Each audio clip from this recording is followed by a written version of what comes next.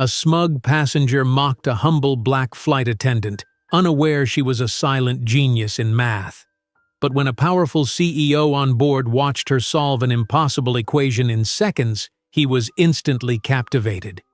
But before we dive into the full story, let me know where you're watching from and what time it is.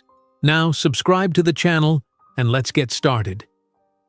The pregnancy test glared back at Gabriella Johnson, its two pink lines unmistakable under the harsh fluorescent light of her tiny bathroom.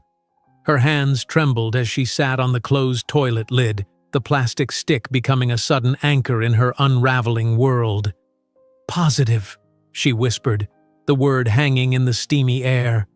At 22, Gabriella was supposed to be focused solely on her advanced mathematics courses at Columbia, where her full scholarship depended on maintaining her near-perfect GPA. Pregnancy wasn't part of the carefully plotted equation of her life. Yet here it was, an unexpected variable changing everything.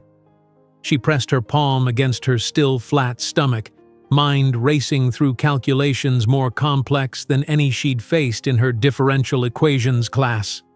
6 months. She and Marcus had been together only 6 months. The memory of their first meeting floated to the surface. The charity gala at the Metropolitan Museum of Art had been intimidating for a scholarship student from the Bronx. She'd been there only because her advanced algorithms professor had insisted she network with potential employers and investors.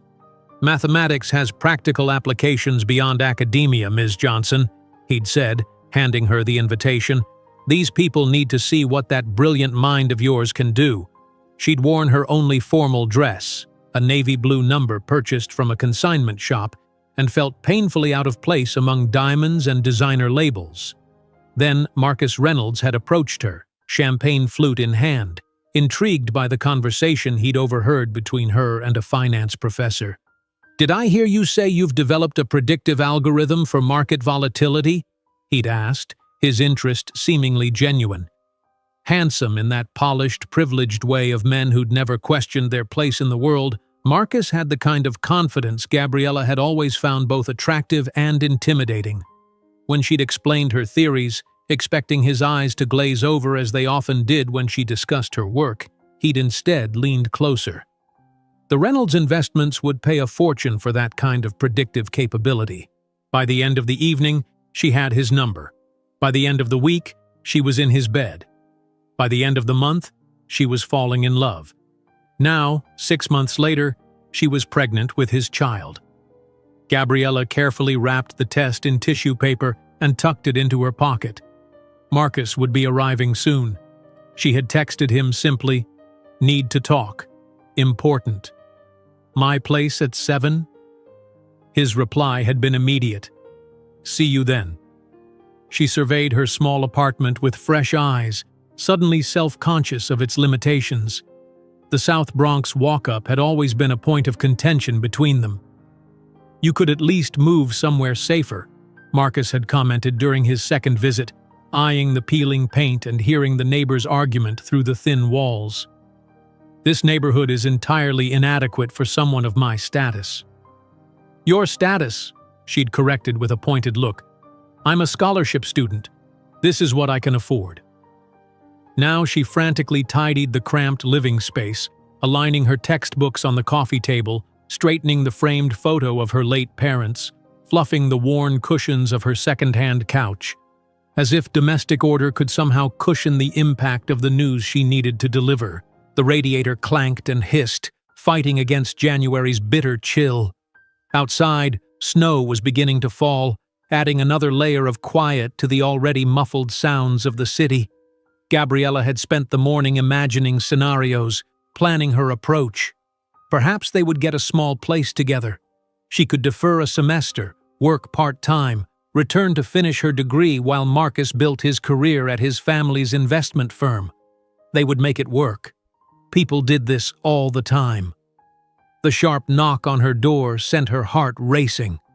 She smoothed her sweater, touched her hair, and opened the door.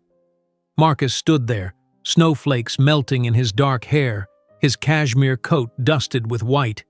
He was breathtaking as always, the genetic lottery winner with his chiseled features and confident stance. He leaned down to kiss her, his lips cool from the outside air. "It's getting worse out there," he said, unwinding his scarf. "I had to leave my car 3 blocks away. The streets are a mess." "Thank you for coming," she said, helping him with his coat, the domestic gesture feeling suddenly significant. "Would you like some tea? I just made a pot." "Sure," he said, distracted, already checking his phone for messages. Marcus never fully disconnected from work, even during their dates. The Reynolds Investments was his life, his identity, his birthright. Gabriella poured 2 mugs of tea, her hands steady now despite the earthquake building inside her. They sat on her couch, the springs creaking slightly under their weight. "So what's this important talk?" Marcus asked, sipping his tea. "You sounded serious in your text." Instead of answering, Gabriella reached into her pocket and placed the pregnancy test on the coffee table between them. The change in Marcus was immediate and chilling. His body stiffened, his face hardened, and his eyes, those warm brown eyes that had looked at her with desire and admiration, turned cold and calculating. "Is this some kind of joke?" he asked, his voice flat. "No," she said quietly. "I'm about 6 weeks along, I think. I've been feeling sick for a while, but I thought it was stress from finals." Marcus set his mug down with deliberate care.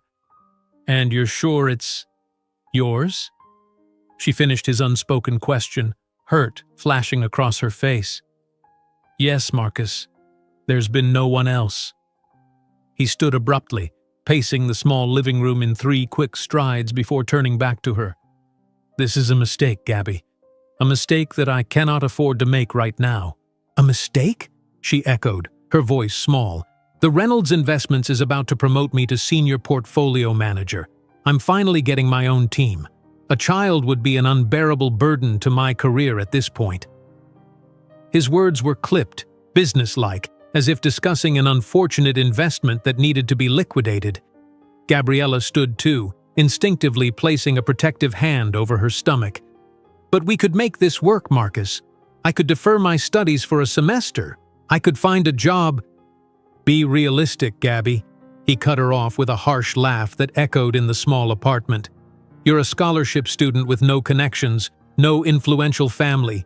You've been fun, a temporary distraction. But the Reynolds don't mix with people like you." Each word was a slap, each syllable a cut. Gabriella felt tears forming but refused to let them fall. "People like me? You know what I mean," he said, avoiding her eyes. "Our worlds are too different. This was never going to be a long-term arrangement." "Arrangement?" she whispered, the word burning her throat. "Is that what I was to you? An arrangement?" Marcus reached into his inner coat pocket and pulled out a cream-colored envelope.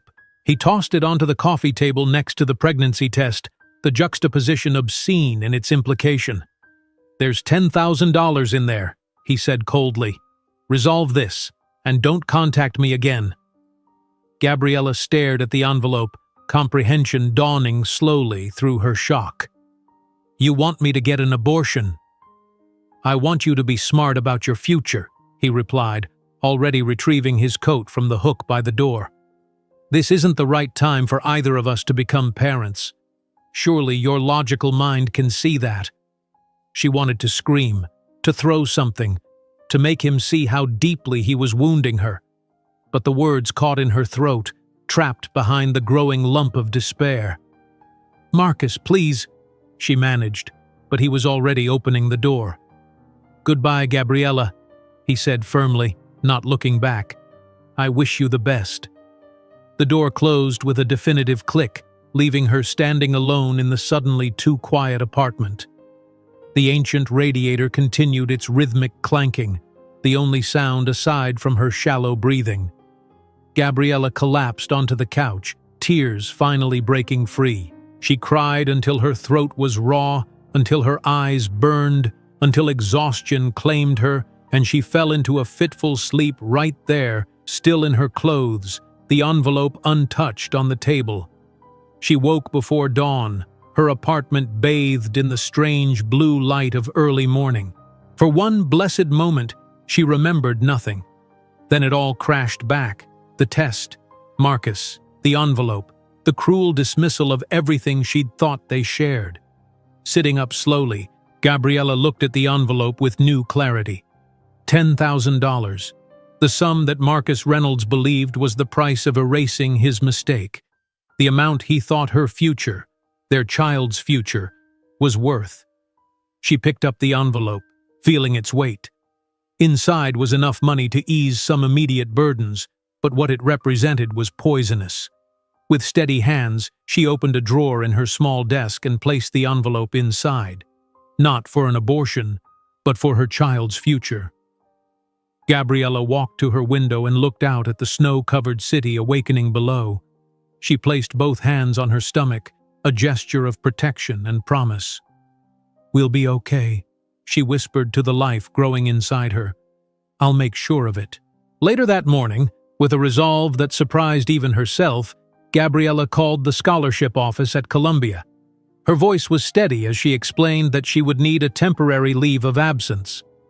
The administrator's tone changed when she mentioned pregnancy, becoming cooler, more distant, but Gabriella barely registered it. She was already calculating months, finances, possibilities. By the time she hung up, she understood that her scholarship would be suspended during her absence. She might be able to reapply, but there were no guarantees. Everything she'd worked for was suddenly precarious. Yet as she looked around her small apartment, the apartment Marcus had deemed inadequate for someone of his status, Gabriella felt a strange new certainty forming. The mathematics of her life had changed completely, variables rearranged into an equation she'd never anticipated solving. But if there was one thing Gabriella Johnson excelled at, it was finding solutions to complex problems.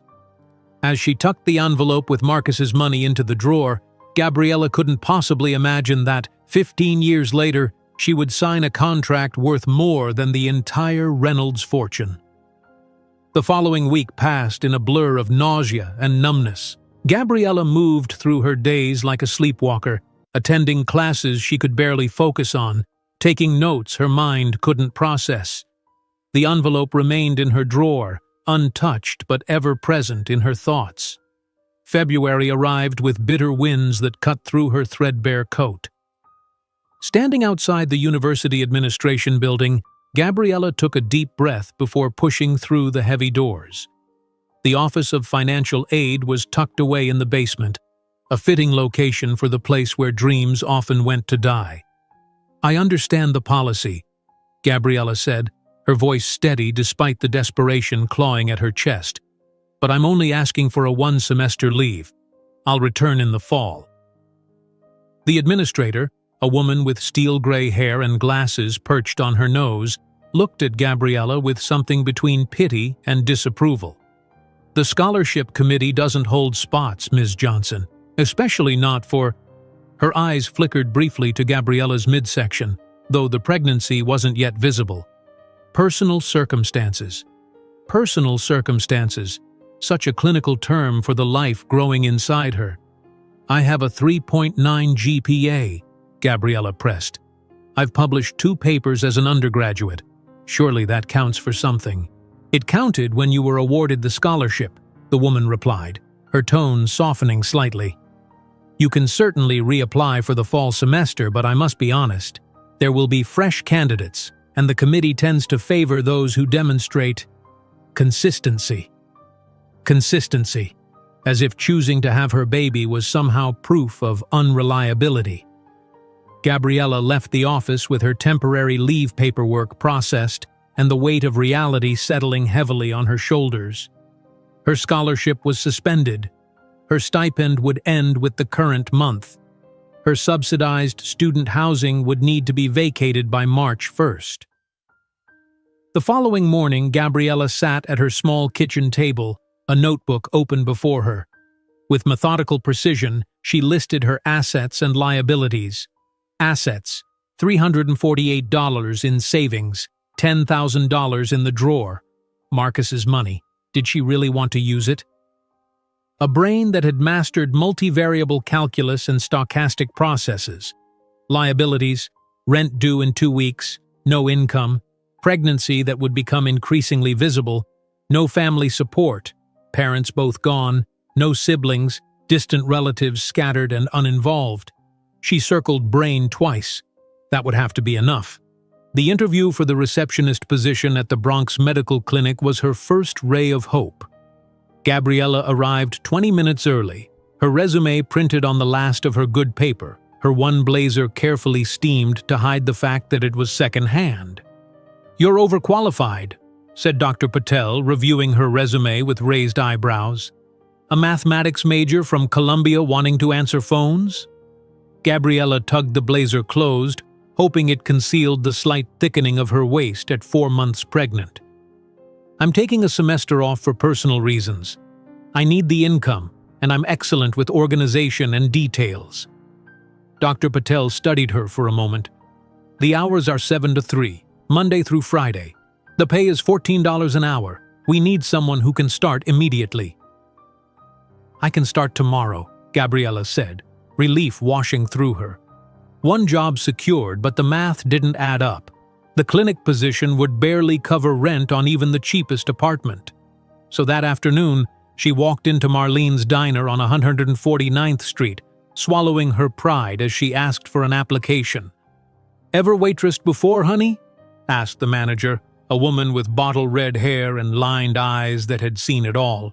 "No, but I'm a quick learner," Gabriella replied, her smile practiced and steady. "I'm good with numbers and memorization. Lunch shift is 11 to 4, 6 days a week. Tips are what you make of them." The woman glanced at Gabriella's flat stomach. "Any reason you might not be able to handle carrying trays for 5 hours straight?" Gabriella met her gaze without flinching. "None whatsoever. 2 jobs. Still not enough. The third came through a posting at the university library, overnight data entry for a research project. $10 an hour, midnight to 3 a.m., 3 nights a week." By the time she signed that final employment agreement, Gabriella had engineered a life that would allow her to pay rent, eat, and save for the baby's arrival. Sleep, it seemed, was a luxury she could no longer afford. March found Gabriella in a smaller apartment even deeper in the South Bronx. The building had no elevator, and the superintendent only fixed things when repeatedly harassed, but it was $200 cheaper than her previous place. Every dollar mattered now. Her days took on a punishing rhythm. Alarm at 5:30. Shower in lukewarm water. The building's hot water was unreliable at best. Bus to the clinic by 6:45. Smile, answer phones, schedule appointments, file records until 3. Change in the clinic bathroom into her waitress uniform, bus to Marlene's, serve food, endure comments from customers, smile for tips until 8, home to collapse for 3 hours before the data entry shift on Mondays, Wednesdays, and Fridays. Her body protested. Her back ached constantly. Her ankles swelled. The morning sickness, which should have subsided by her second trimester, persisted, perhaps exacerbated by exhaustion. "You need to rest more," Dr. Liu told her during her prenatal checkup, which she'd scheduled during her lunch break from the clinic. "Your blood pressure is elevated." "I'll try," Gabriella promised, knowing it was a lie. Dr. Liu gave her a searching look. "Are you alone in this pregnancy? No partner? Family?" Gabriella stared at the generic print of a beach scene on the wall. "It's just me." The doctor made a note in her chart. "Let's do an ultrasound today. You're at 18 weeks. We should be able to tell the sex if you want to know." Lying on the examination table, Gabriella watched the grainy black-and-white image appear on the screen. The cold gel on her growing belly was uncomfortable, but she forgot all discomfort when she saw the tiny form moving. "There's the heartbeat," Dr. Liu said, pointing to a fluttering spot. "Strong and regular." Gabriella felt tears forming. A heartbeat, mathematical proof of life. "And if you look here," the doctor continued, moving the wand slightly, "I can tell you're having a girl." A girl. Gabriella would have a daughter. The news settled in her chest. warm and certain. "She'll be extraordinary," she whispered, more to herself than to the doctor. Dr. Liu smiled. "I'm sure she will. Now, about your work schedule." "I can't change it," Gabriella interrupted gently. "I've calculated the minimum I need to earn before she arrives, and this is the only way." The doctor sighed but didn't argue further. May brought suffocating heat to the city, making Gabriella's now visible pregnancy even more uncomfortable. The clinic was air-conditioned, a small mercy during her morning shift. The diner was not, and customers seemed to tip less when served by a visibly pregnant waitress. Some looked at her left hand, noting the absence of a ring, and their expressions would shift from neutral to judgmental in an instant. "Don't let them get to you," said Tanya, another waitress and a single mother herself. "Men like that, they knock up girls then walk away, but somehow we're the ones they look down on." Gabriella thought of Marcus, wondered if he ever thought of her, of the child they had created. She doubted it. In his world, problems were solved with checkbooks and then forgotten. By July, Gabriella had established a careful routine for her 3 jobs. The clinic administrators had been understanding about her pregnancy, allowing her more frequent breaks. The diner manager was less accommodating but needed staff too desperately to make an issue of it. The data entry supervisor never saw her in person. She picked up files and dropped them off through a submission box. Her small apartment was gradually acquiring the necessities for a baby: a second-hand crib from a church donation center, a changing table found on the curb and meticulously sanitized, onesies and diapers purchased 1 pack at a time with carefully budgeted money. August was the cruelest month. 8 months pregnant, Gabriella's body was a battlefield of discomfort. Her feet swelled so badly that she had to buy shoes a size larger. The clinic director had mercifully moved her to a position where she could sit more often, but the diner was becoming unbearable. "You're scaring the customers," the manager said bluntly one day, "looking like you might pop right next to their meatloaf." "I need 2 more weeks," Gabriella pleaded. "My maternity leave from the clinic won't kick in until the baby arrives, and I need every dollar until then." The manager sighed heavily. "Fine, but you're on register only from now on. No more floor service." It was a pay cut. Register meant no tips, but Gabriella couldn't argue. She could barely carry a tray of drinks without her back screaming in protest. September 8th. After a 16-hour labor that she endured largely alone, Tanya from the diner had come for 2 hours but had to leave for her shift. Gabriella gave birth to a 7-pound, 3-ounce girl with a full head of dark hair and eyes that, when briefly open, seemed to take in the world with unusual alertness. "What name should we put on the birth certificate?" asked the nurse. "Zoe," Gabriella answered without hesitation. "Zoe Johnson." She'd chosen the name months ago, liking its meaning, life, and its mathematical elegance. 3 letters, symmetrical, complete. 3 days later, with stitches still healing and breasts painfully engorged with milk, Gabriella was back at the clinic reception desk. Mrs. Martinez, an elderly neighbor who had taken a shine to Gabriella during her pregnancy, had agreed to watch Zoe for $20 a day, a steep price that consumed nearly half her clinic wages, but the only option available. "You should be home with your baby," Dr. Patel said disapprovingly when he saw her at the desk. "I should be doing a lot of things," Gabriella replied with a tired smile. "But right now, I need to be earning a paycheck." That evening, exhausted beyond measure, Gabriella stopped at the diner to pick up her final paycheck. The television behind the counter was tuned to a financial news channel, and she froze when a familiar face appeared on the screen. Marcus Reynolds, looking polished and confident, was being interviewed about the financial crisis gripping Wall Street. Lehman Brothers had collapsed just days before, and markets were in free fall. "Reynolds Investments has weathered this storm through calculated decisions and elimination of superfluous liabilities," Marcus was saying, his voice as smooth and assured as she remembered. "While others panicked, we maintained discipline." Superfluous liabilities, like a pregnant girlfriend from the wrong side of town. That night, after feeding Zoe and settling her in the makeshift crib, Gabriella retrieved a box from under her bed. Inside were her advanced mathematics textbooks and notebooks filled with the algorithm work she'd been developing before her life derailed. Her fingers trembled as she opened a notebook, but not from fear, from determination. One day, she promised the sleeping infant, he will see that he underestimated the wrong woman, and you, my Zoe, will never need to prove your worth to anyone. While the restaurant patrons applauded the financial genius on television, none of them could imagine that the true revolution in the markets was being born in the tired hands of the pregnant waitress who had served them. The contractions began just after midnight on September 8, 2008. Gabriella was hunched over her laptop, inputting data for her night job when the first wave of pain rolled through her abdomen.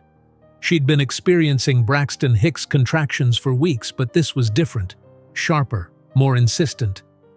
"Not yet," she whispered, one hand pressed against her swollen belly. "Just a few more days, little one." But Zoe, it seemed, had other plans. By 2 in the morning, the contractions were coming regularly, 5 minutes apart.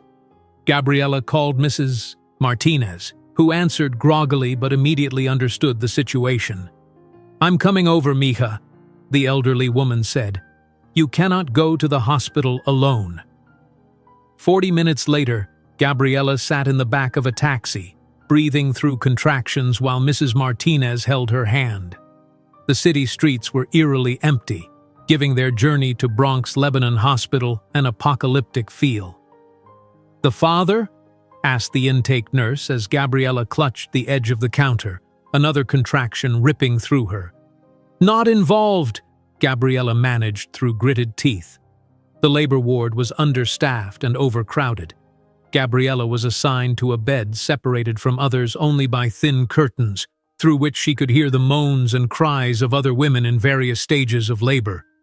A harried resident checked her cervix and announced she was only 3 centimeters dilated. "First baby?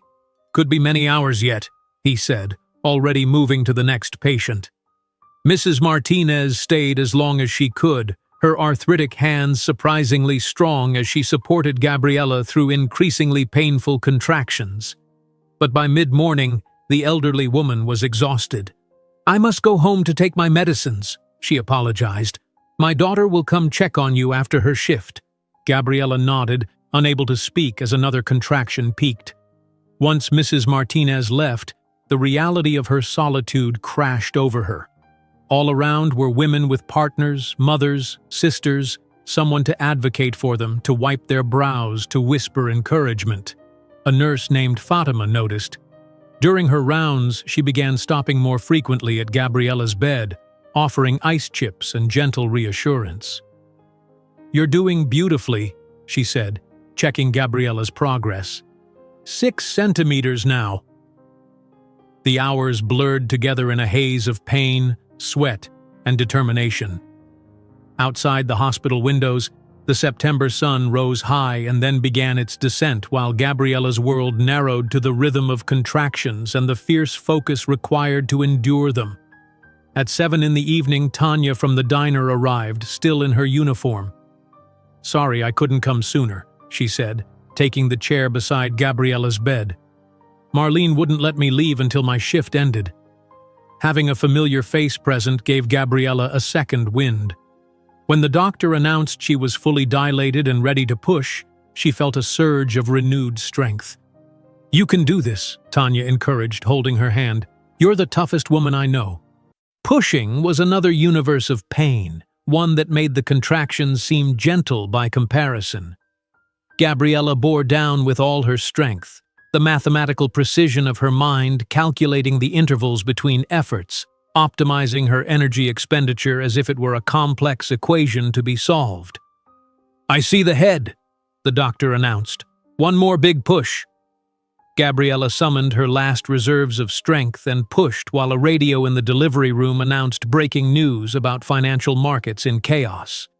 At 9:42 p.m., as Lehman Brothers' collapse sent shockwaves through the global economy, Zoe Johnson entered the world with a powerful cry that seemed to announce her arrival with defiance. "A girl, as expected," the doctor said, placing the squirming, vernix-covered infant on Gabriella's chest. The world stopped. For the first time in months, Gabriella felt no pain, no exhaustion, no fear, only wonder as she gazed at her daughter's scrunched face. Tiny eyelids fluttered open briefly, revealing dark eyes that seemed to focus on her with impossible clarity. "Hello, Zoe," Gabriella whispered, her voice breaking. "You're perfect." Tanya squeezed her shoulder. "She looks like you, strong." In that moment, looking at the miraculous being she had created, Gabriella felt a fierce love unlike anything she'd ever experienced. This was what Marcus had thrown away, this perfect, innocent life. His loss was immeasurable. "And we're going to show the world what we're capable of," she added softly. 2 days later, against medical advice, Gabriella checked herself out of the hospital. She couldn't afford another day's charges, and her maternity leave from the clinic wouldn't cover her expenses if she didn't return to work immediately. "You should rest for at least a week," the discharge nurse admonished, clearly disapproving. "I'll rest when I can afford to," Gabriella replied, carefully swaddling Zoe in a blanket Mrs. Martinez had knitted. No one came to drive them home, no proud grandparents, no doting father. Just Gabriella, her newborn daughter, and a taxi driver who looked nervously in his rearview mirror as if Zoe might explode at any moment. Their apartment seemed smaller now, the responsibilities looming larger. The makeshift nursery, really just a corner of Gabriella's bedroom, awaited its occupant. The second-hand crib was ready with clean sheets. Diapers and wipes were stacked neatly on the changing table. Mrs. Martinez came over that evening cooing over Zoe and bringing a pot of chicken soup. "You need strength to make good milk," she said, serving Gabriella a steaming bowl. "Now tell me your plan." The plan was precarious at best. Gabriella would return to the clinic on Monday, just 5 days after giving birth.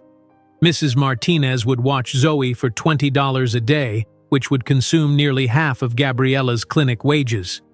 The data entry job could be done from home, thankfully, during Zoe's sleeping hours. $20 is too much for you right now, Mrs. Martinez said, waving away Gabriella's protest. 15 until you are stronger. That night, alone with her daughter for the first time, Gabriella experienced the terrifying weight of complete responsibility. Every sound Zoe made sent her rushing to the crib. Was she breathing? Was she too hot? Too cold? During one feeding at 3 in the morning, as Zoe suckled contentedly, Gabriella found herself talking to her daughter as if she could understand. "One day, we'll have our own company," she whispered. "Zenith, like the highest point, because that's where we're headed, you and I." Monday arrived too soon. Gabriella's body screamed in protest as she dressed for work, her breasts painfully engorged, her stitches still raw. Leaving Zoe with Mrs. Martinez felt like leaving a vital organ behind. "She will be fine," the older woman assured her. "Babies are stronger than we think." The clinic staff welcomed her back with surprise and concern. "You just gave birth," Dr. Patel said, frowning. "Most women take at least 6 weeks." "Most women have partners or family support," Gabriella replied simply. By mid-morning, her breasts were leaking through the nursing pads and onto her blouse. She retreated to the staff bathroom every few hours to pump, storing the milk in the break room refrigerator for Zoe. The physical discomfort was constant, but it was the emotional pain of separation that cut deepest. That first week established a grueling pattern. Mornings at the clinic, evenings with Zoe, nights split between caring for her newborn and working on data entry. Sleep came in 90-minute increments between feedings. Gabriella moved through her days in a fog of exhaustion, her body still healing, her mind constantly calculating finances and schedules. Tanya visited on Saturday, bringing baby clothes her own children had outgrown. "You look like death," she said bluntly. "When was the last time you slept more than 2 hours straight?" Gabriella couldn't remember. "Zoe needs to eat every 3 hours, and then there's the data entry." "Give her to me," Tanya said, taking the baby. "You sleep for 4 hours. No arguments." That brief respite was like oxygen to a drowning woman. When Gabriella woke, her mind was clearer than it had been in weeks. She found Tanya in the living room, Zoe sleeping peacefully in her arms while the television played softly in the background. Market turbulence continues as investors respond to the Lehman Brothers collapse, a financial analyst was saying. The camera cut to a panel of experts, and Gabriella's heart stopped. There was Marcus, immaculate in a charcoal suit, his expression serious and authoritative. Reynolds Investments has weathered this storm through calculated decisions and elimination of superfluous liabilities, he was saying, his voice as confident as ever. While others panicked, we maintained discipline. Tanya noticed Gabriella's frozen posture. You okay? That's him, Gabriella said quietly. Zoe's father. Tanya studied the man on screen, then looked at the sleeping baby. Well, she got his chin, poor thing, but she got your brains, thank God. Later that night, after Tanya left and Zoe was fed and settled, Gabriella found herself unable to sleep despite her exhaustion. Marcus's words echoed in her mind. Elimination of superfluous liabilities. Is that what she and Zoe had been to him? Liabilities to be eliminated for the sake of his career? With sudden determination, Gabriella pulled a box from under her bed. Inside were her advanced mathematics textbooks and the notebooks containing her algorithm work from Columbia. Sitting at her small desk with Zoe sleeping nearby, she began to review her old notes. The predictive model she'd been developing before her pregnancy had shown promise. With refinements, it could analyze market behavior patterns more accurately than existing systems.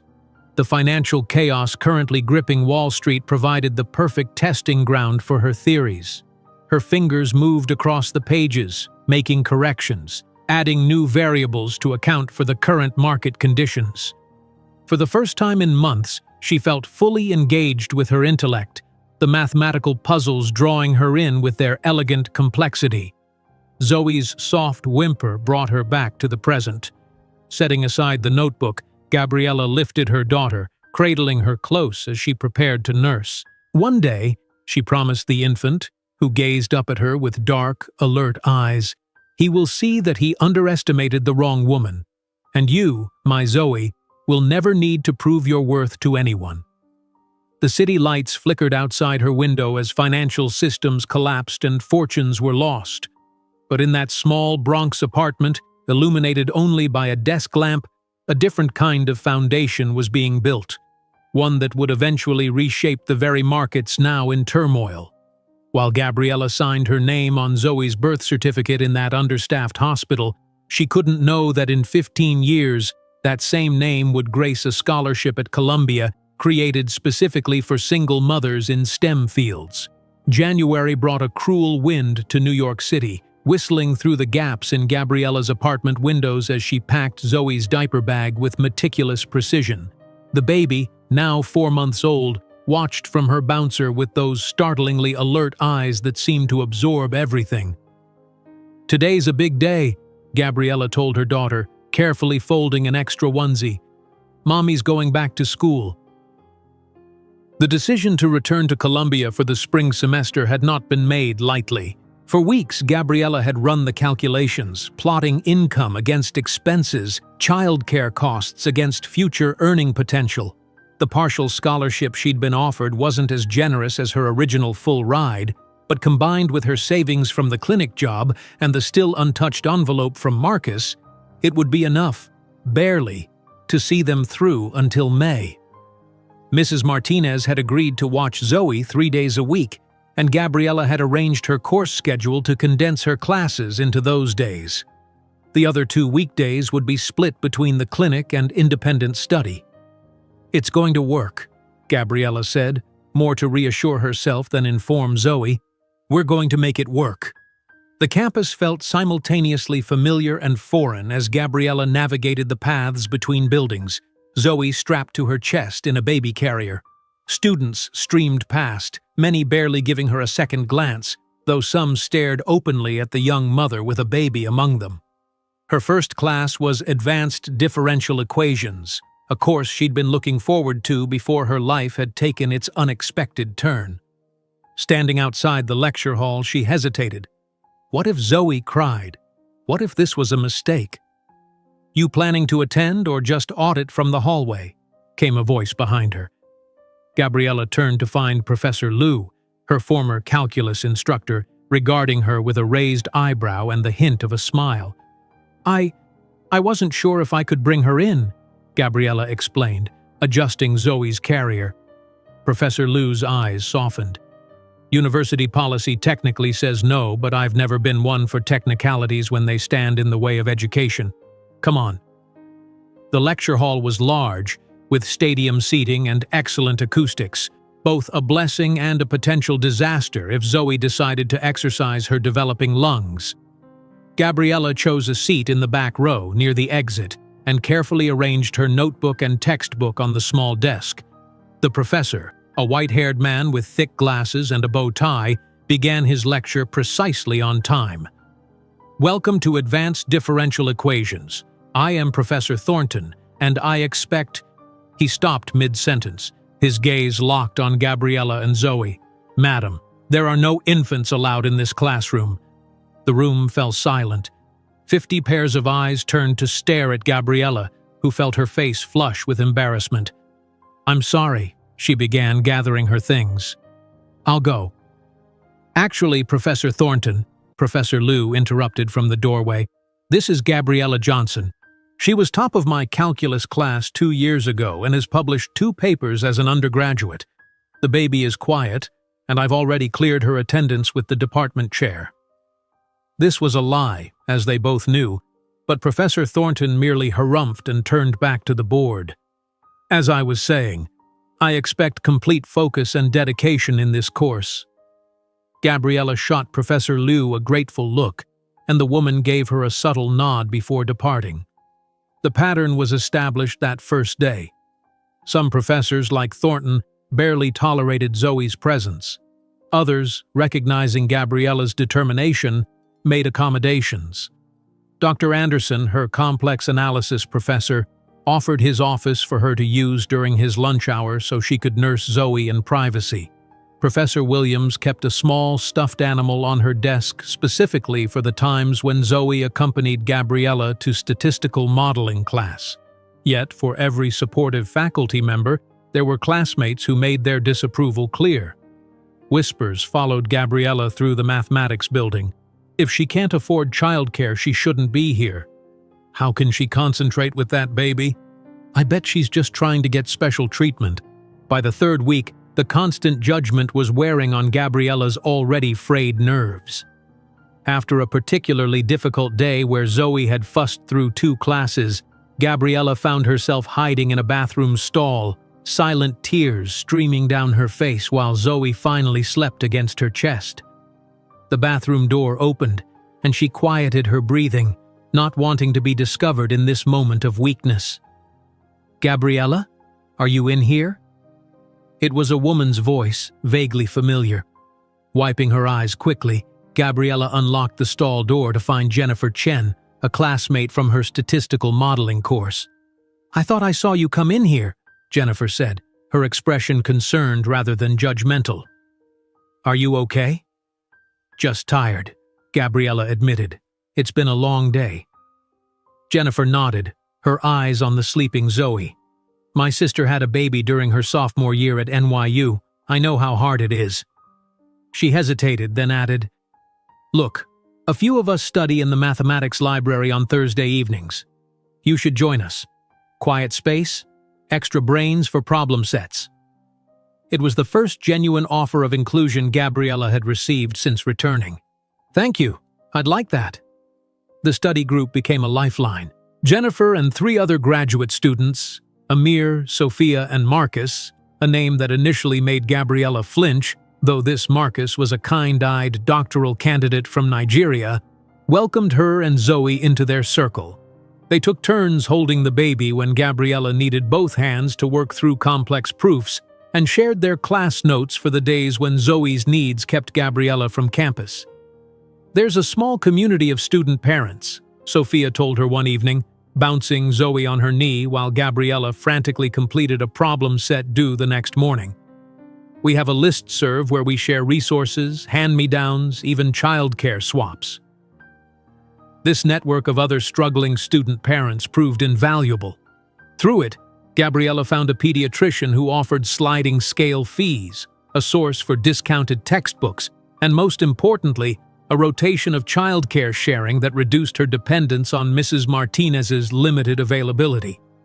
Despite these supports, the semester remained brutally difficult. Gabriella survived on 4 hours of broken sleep most nights, studying after Zoe went down and waking to feed her every few hours. Her clinic shifts were now condensed into long Saturdays, leaving her Sundays to catch up on coursework and spend quality time with her daughter. The turning point came in late March. Professor Thornton, who had maintained a cold formality toward Gabriella since that first day, stopped her after class. "Ms. Johnson, a moment please." Gabriella approached his desk warily, adjusting Zoe, who was beginning to fuss. "Yes, Professor?" "Your solution to the Bernoulli equation variance on last week's assignment." He tapped her paper with one long finger. "It's unorthodox." "I'm sorry if it wasn't what you were looking for," she began, assuming criticism was coming. "On the contrary," he interrupted. "It's elegant, more efficient than the standard approach. Where did you learn this method?" "I didn't," Gabriella admitted. "I developed it while working on my predictive algorithm for market volatility." His eyebrows shot up. "Market volatility?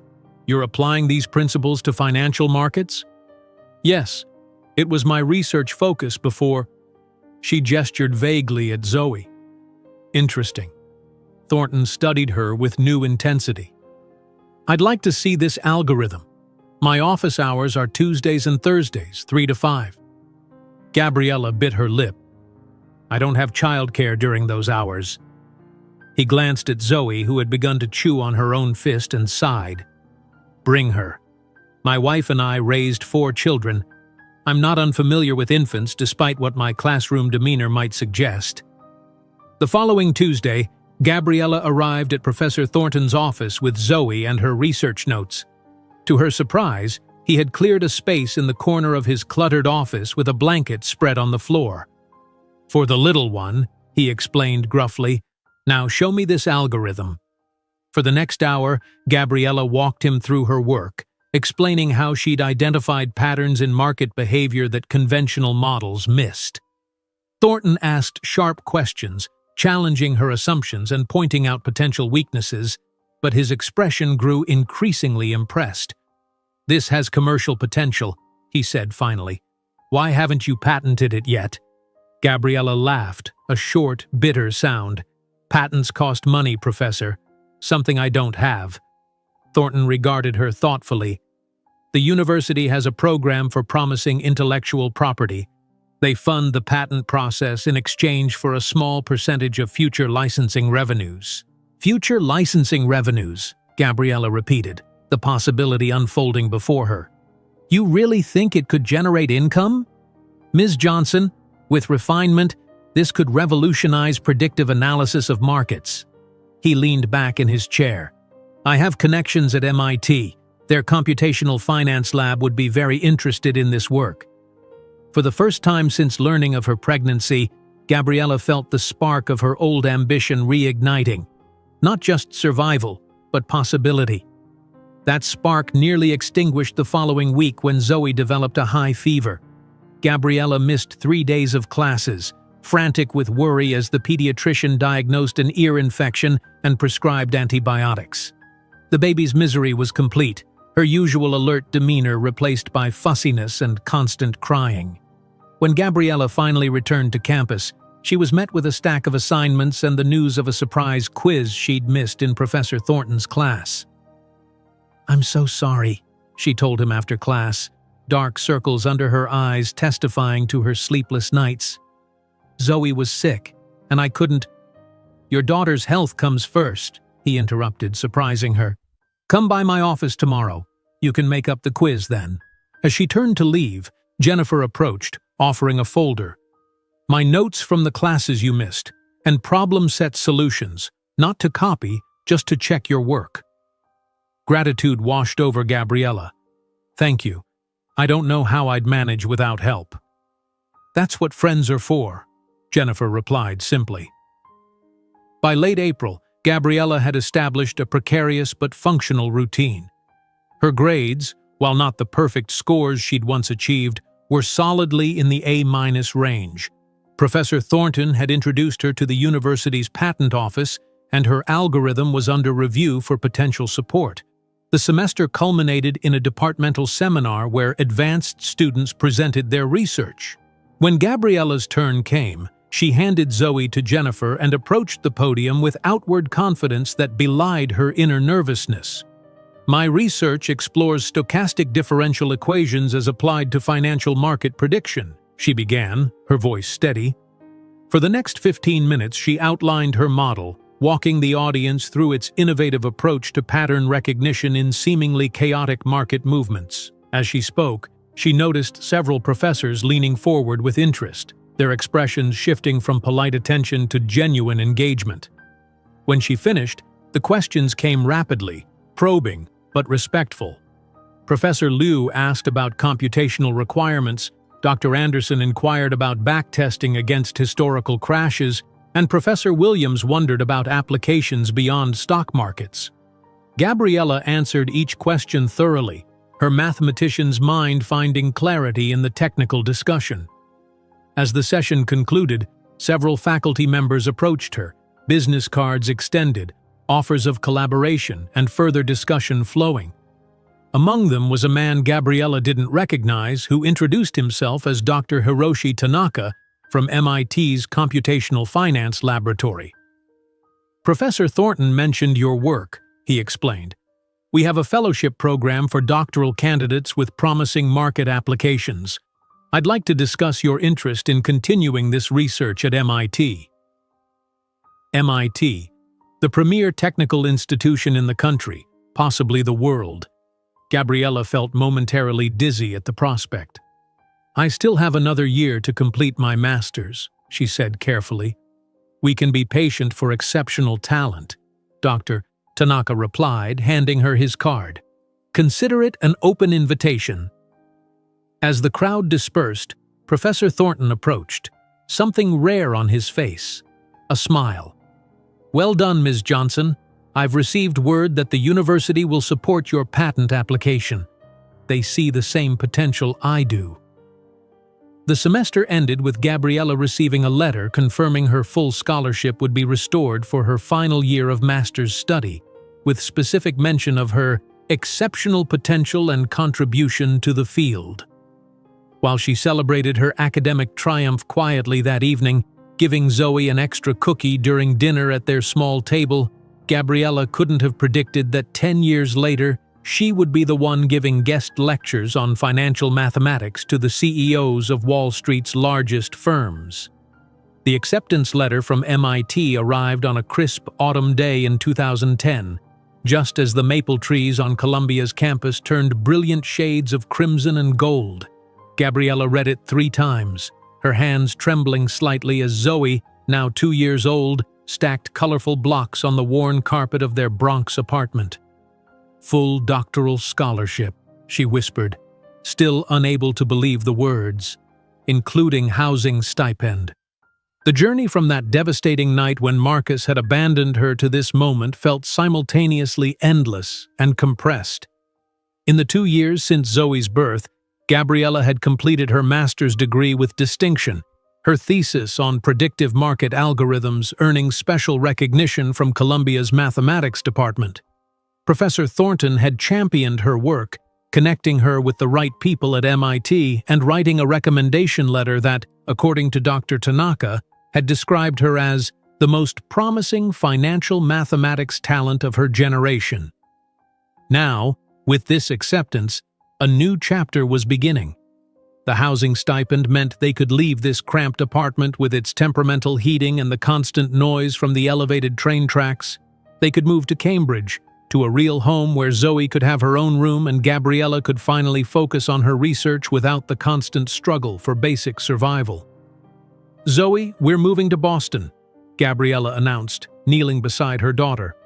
The little girl looked up, her dark eyes, so like Gabriella's own, serious and questioning. "Boston?" she repeated, her vocabulary already extensive for a 2-year-old. "Yes, baby. Mommy's going to a new school, and we'll have a new apartment, with a park nearby." Zoe considered this information with the same intense focus she applied to her block structures. "Blocks come too?" Gabriella laughed, the sound lighter than it had been in years.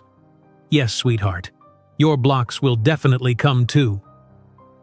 3 weeks later, they stood in the center of their new Cambridge apartment. It was modest by most standards, a 2-bedroom unit in a graduate housing complex, but to Gabriella, it was palatial. Clean walls without water stains, windows that sealed properly against the cold, working appliances, a security system at the building entrance. "Which room is mine?" Zoe asked, her small hand clasped in Gabriella's as they toured the space. "This one," Gabriella said, leading her to the smaller bedroom that overlooked a courtyard with trees. "We can paint it any color you like." Zoe's eyes widened. "Green? Like turtles?" "Exactly like turtles," Gabriella agreed, making a mental note to buy paint that weekend. The MIT campus welcomed Gabriella with its imposing brick buildings and atmosphere of intense intellectual pursuit. Her doctoral program in mathematics with a specialization in computational finance placed her among some of the brightest minds in the field. The first time she walked into the advanced computational laboratory with its rows of powerful computers and wall-sized displays of market data, she felt a surge of belonging that had eluded her at Columbia, where she had always been the scholarship student, the outsider, and eventually the single mother struggling to fit in. Here, she was Dr. Johnson's doctoral candidate, a rising star in applied mathematics. Her background and personal circumstances seemed less important than the elegance of her algorithms and the innovation of her approach to predictive modeling. Dr. Tanaka introduced her to his team with unmistakable pride. Gabriella's work on stochastic volatility models is already challenging established paradigms. I expect great things from her research. The university's child care center was another revelation.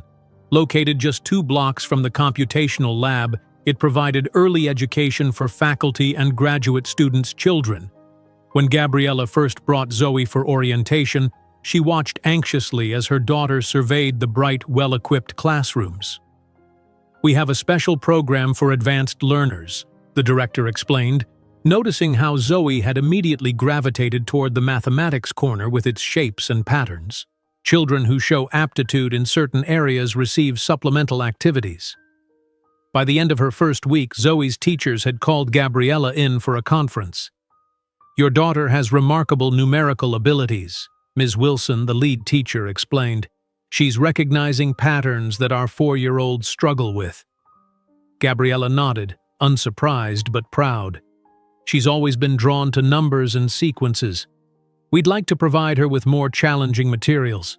Frankly, she's bored with the standard curriculum for her age group. That evening, as Gabriella helped Zoe count the stars on her new bedroom ceiling, painted turtle green as promised, she felt a surge of vindication.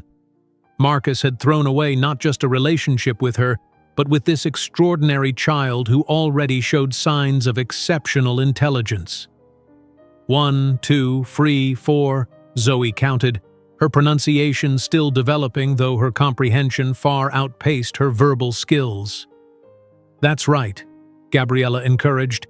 "And what comes after 4? 5, 6, 7, 8, 9, 10? Zoe finished triumphantly, then added without prompting, 10 is 5 plus 5.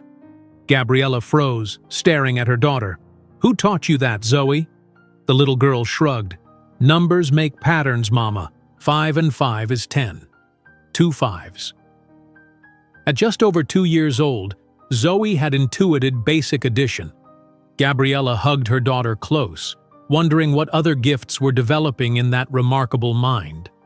As the months passed, Gabriella established a rhythm that, while demanding, lacked the desperate quality of her Columbia days. Mornings were for classes and research, afternoons for collecting Zoe and spending quality time together, evenings for more work after Zoe's bedtime. The housing stipend and doctoral fellowship provided enough financial stability that she no longer needed multiple jobs to survive. Her research progressed rapidly under Dr. Tanaka's guidance. The algorithm she had begun developing during her pregnancy was now evolving into a sophisticated predictive model that identified market patterns invisible to conventional analysis. Using historical data from the 2008 financial crisis, she demonstrated how her system could have predicted major market movements days or even weeks before they occurred. "The implications are significant," Dr. Tanaka said during one of their weekly meetings.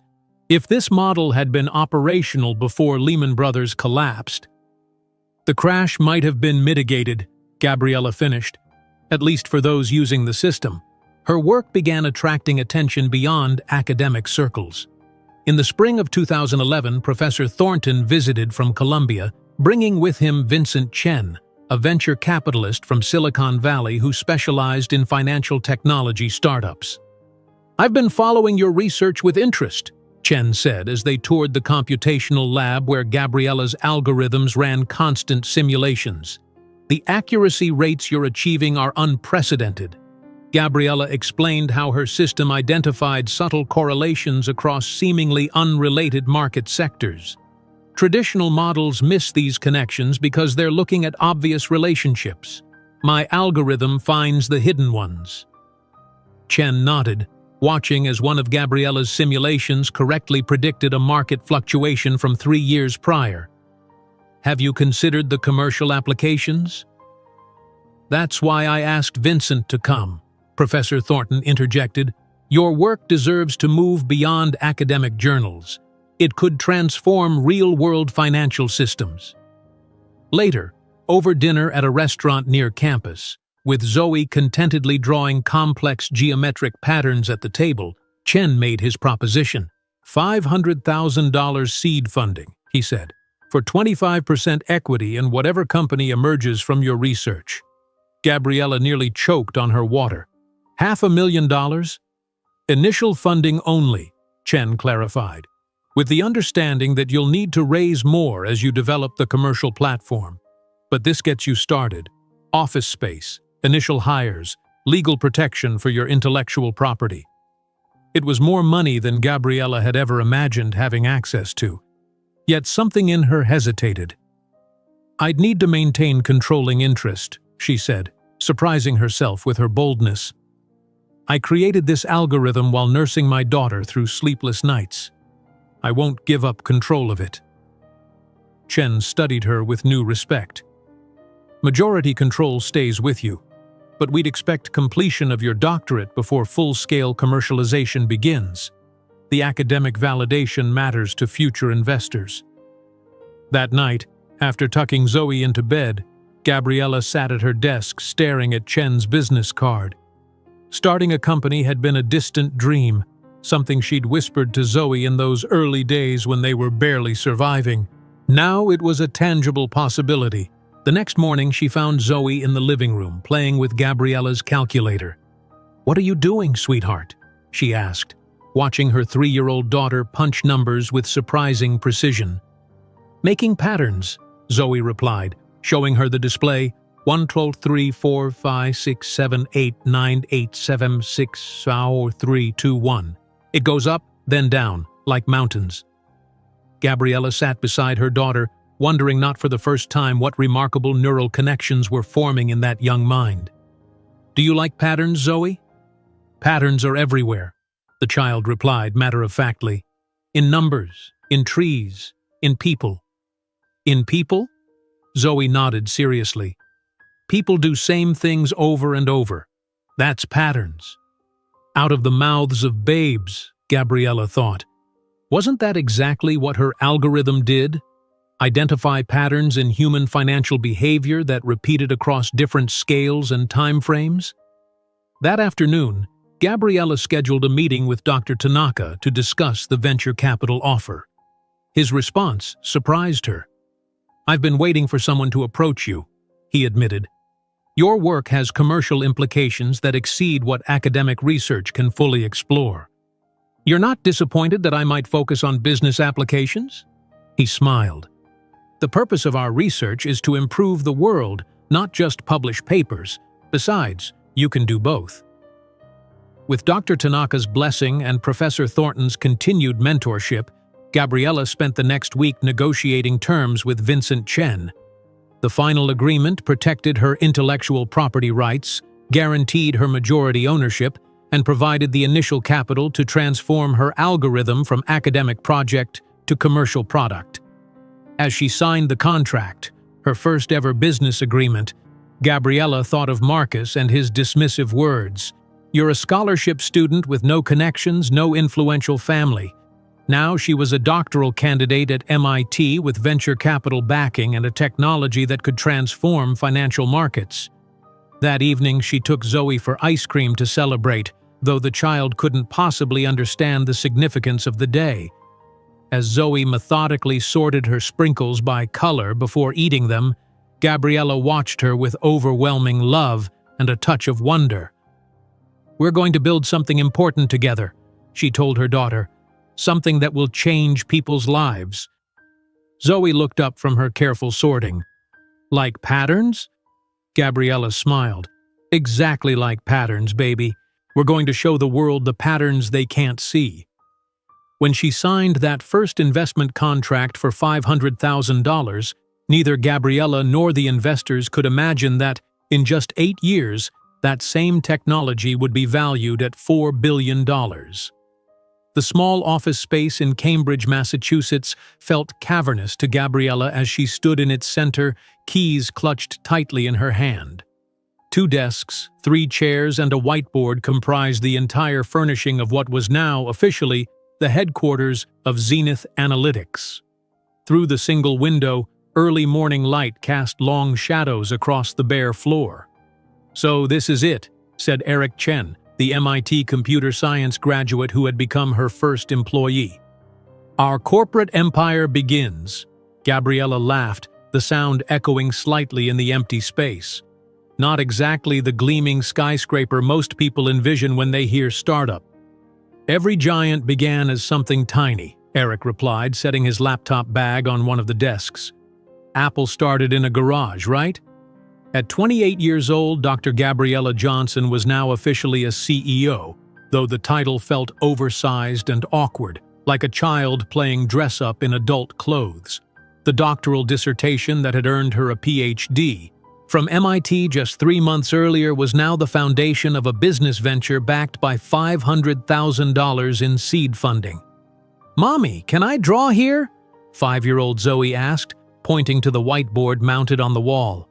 "Of course, sweetheart. That side can be yours."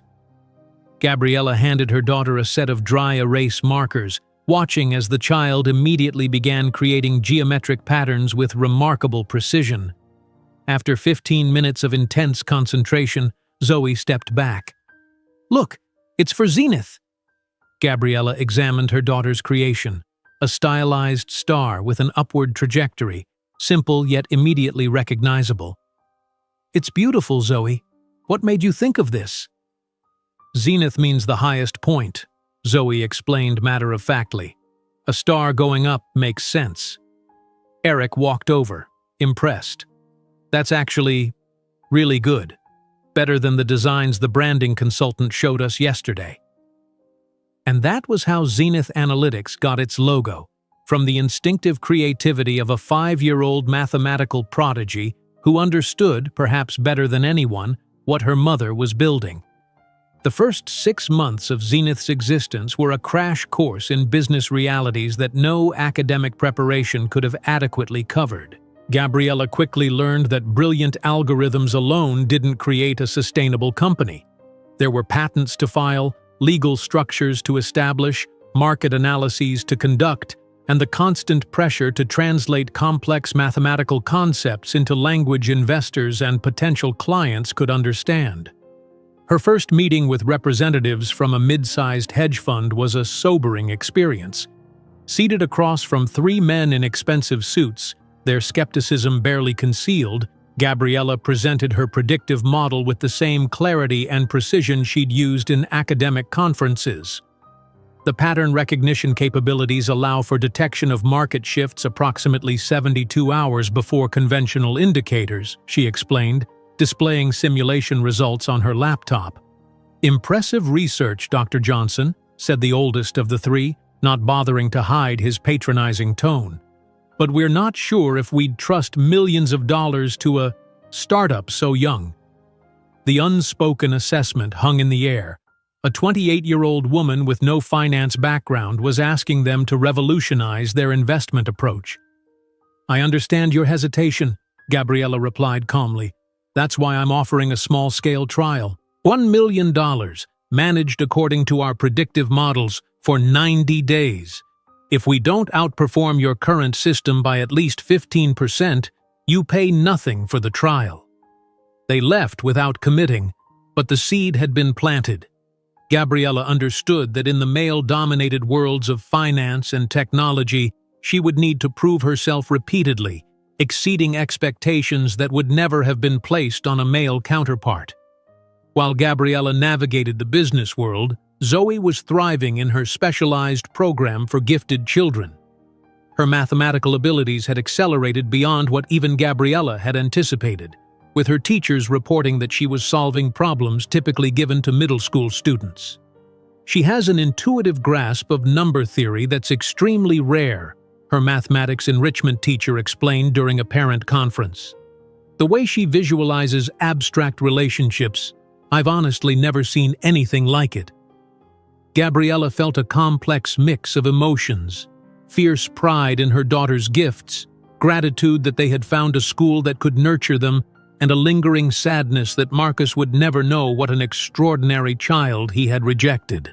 The delicate balance of motherhood and entrepreneurship often meant late nights at the office.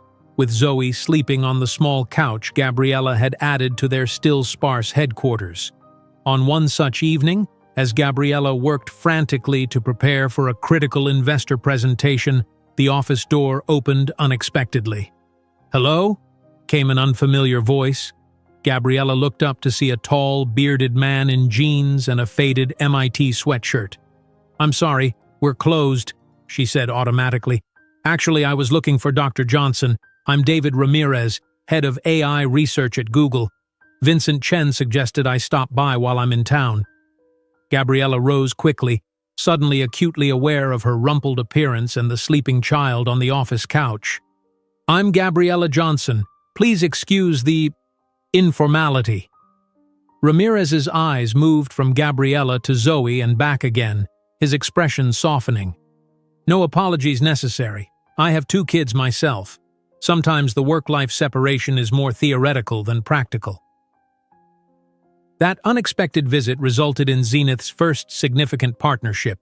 Google wanted to test Gabriella's algorithm on non-financial data sets to see if the pattern recognition capabilities could be applied to consumer behavior prediction. The Office server crashed during the demonstration, of course. Murphy's Law seemed to target startups with particular enthusiasm. As investors watched with thinly veiled impatience, Gabriella calmly diagnosed the problem, rerouted the demonstration through a backup system, and continued her presentation without missing a beat. "That crash might have been the best thing that could have happened," Eric told her afterward. "The way you handled it showed them you're unflappable. In tech, that's worth more than any perfect demo."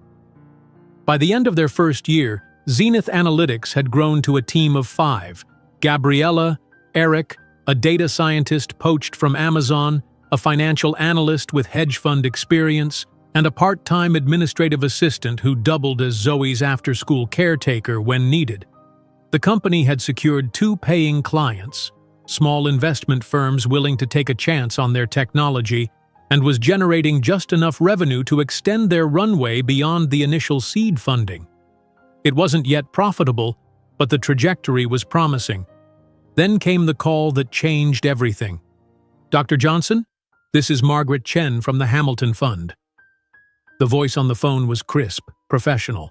"We've been running your algorithm against our historical trading data for the past quarter." Gabriella's heart raced. The Hamilton Fund was a prestigious hedge fund that had agreed to test Zenith's system without implementing it in actual trades. a low-risk evaluation that many firms used as a first step. "And?" she asked, trying to keep her voice neutral. "Your system predicted market movements with 78% accuracy. That's 32% better than our current models." There was a pause. "We'd like to discuss implementation terms." The news spread through financial circles with remarkable speed. The Hamilton Fund's endorsement opened doors that had previously been firmly closed. Within weeks, Gabriella was fielding calls from firms across the country, each wanting to evaluate or implement Zenith's technology. A reporter from the Wall Street Journal contacted her for an interview about the newcomer revolutionizing predictive analytics. The resulting article, though brief, included a photo of Gabriella standing in front of Zenith's whiteboard, arms crossed confidently, with the headline, "Math Prodigy Turns Market Mystic: How Gabriella Johnson's Algorithms Are Changing Investment Strategy." With increasing demand came the need for expansion. Vincent Chen arranged meetings with several venture capital firms interested in Zenith's Series A funding round. The negotiations were intense, with valuations and equity percentages debated late into the night. "They're offering $12 million for 20%. Vincent explained during one particularly grueling session. "That values Zenith at $60 million. Gabriella shook her head. "That's too much dilution. I won't go below 75% ownership." "Gabriella," Vincent said gently, "that's not how this works. You need the capital to scale, and investors need enough equity to justify their risk." "Then find me investors who understand that this is my company," she replied firmly. "I created this algorithm while nursing my daughter. I built this from nothing. I'm not giving away control to people who showed up after the hard part was done." Her insistence on maintaining majority ownership scared away some potential investors, but ultimately attracted others who respected her conviction and vision. The final agreement, $12 million for 15% of the company, valued Zenith Analytics at $80 million and left Gabriella with firm control of her creation. The investment allowed for a real office, a team of 12 people, and the technological infrastructure necessary to serve larger clients. The Zenith logo, Zoe's star ascending, now hung proudly in the reception area of their Cambridge headquarters. To celebrate the successful funding round, Gabriella took Zoe to Harvest, one of Cambridge's finest restaurants, the kind of establishment she had once imagined Marcus frequenting with his wealthy colleagues, the kind of place that had seemed as distant as the moon during those early days in the Bronx. "Is this a special occasion?" the waiter asked as he handed them menus. "Very special," Gabriella confirmed, smiling at her daughter across the table. "We're celebrating our company's first major investment." "Your company?" he repeated, clearly surprised to hear this from a young woman dining with a child. "Yes, Zenith Analytics." She couldn't help but feel a flush of pride at his impressed expression. Zoe, now 7 and increasingly aware of their unusual family narrative, waited until the waiter left before asking, "Are we rich now, Mommy?" Gabriella considered the question carefully. "We're secure, which is better than rich.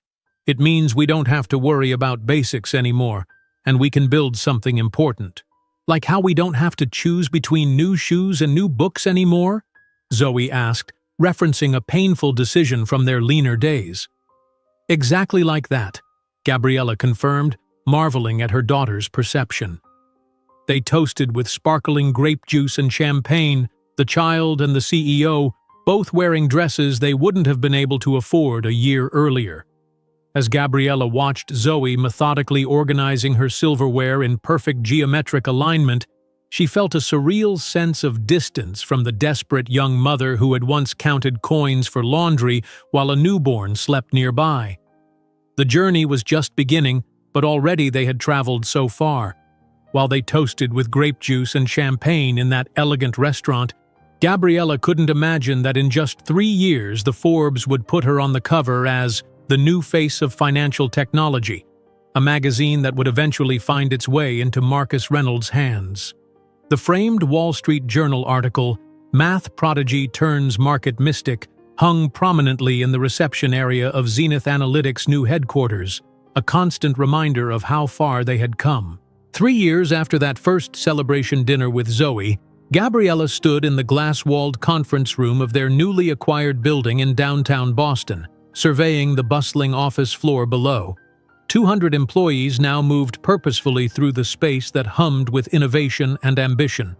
Software engineers clustered around monitors displaying complex data visualizations. Financial analysts conducted video conferences with clients across the globe. The research team, composed of mathematicians and computer scientists poached from tech giants and prestigious universities, occupied the entire East Wing. "The Morgan Stanley team is ready for you in Conference Room A," said Claire, Gabriella's executive assistant, appearing at her side with a tablet. "And the Boston Globe photographer will be here at 2 for the Women in Tech feature." At 32, Gabriella Johnson had transformed from struggling single mother to one of Boston's most respected business leaders. Zenith Analytics had evolved from a promising startup to a technological powerhouse valued at over $1 billion, with clients ranging from Wall Street investment banks to government agencies seeking to harness the predictive power of her algorithms. "Thank you, Claire. Let them know I'll be there in 5 minutes," Gabriella replied, smoothing the lapel of her tailored Burberry suit, a far cry from the threadbare blazer she'd once worn to job interviews while pregnant.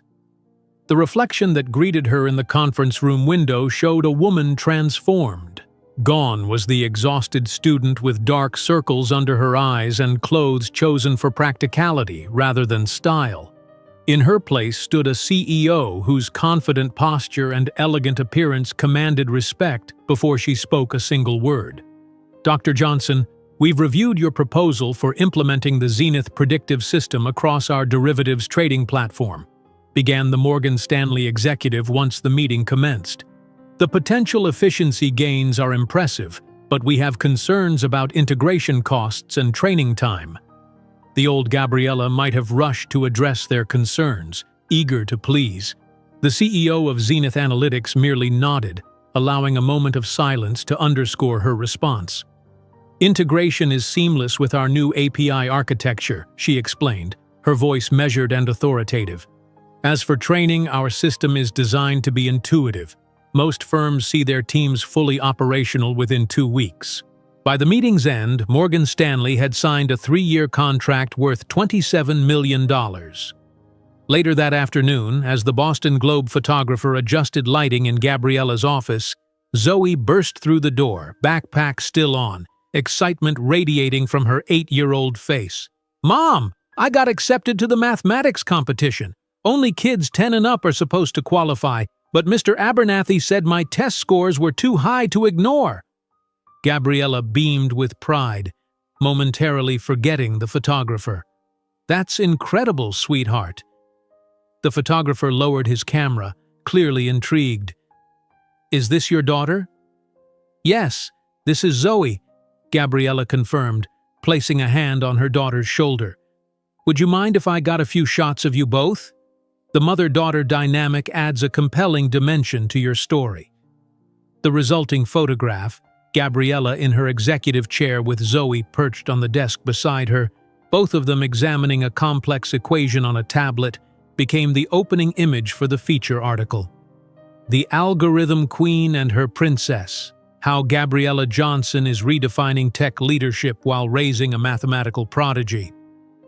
As Zenith's reputation grew, so did the demands on Gabriella's time. Industry conferences, investor meetings, and media appearances competed with her desire to be present for Zoe's increasingly impressive academic journey.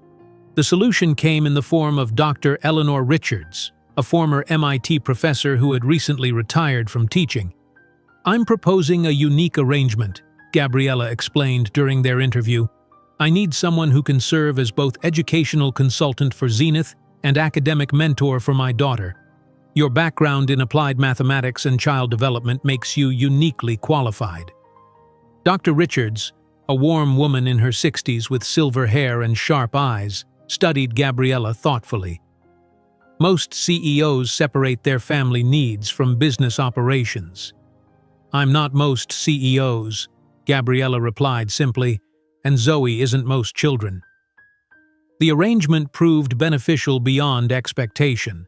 Dr. Richards helped develop educational outreach programs that enhanced Zenith's corporate reputation while ensuring Zoe received personalized instruction that challenged her extraordinary mind.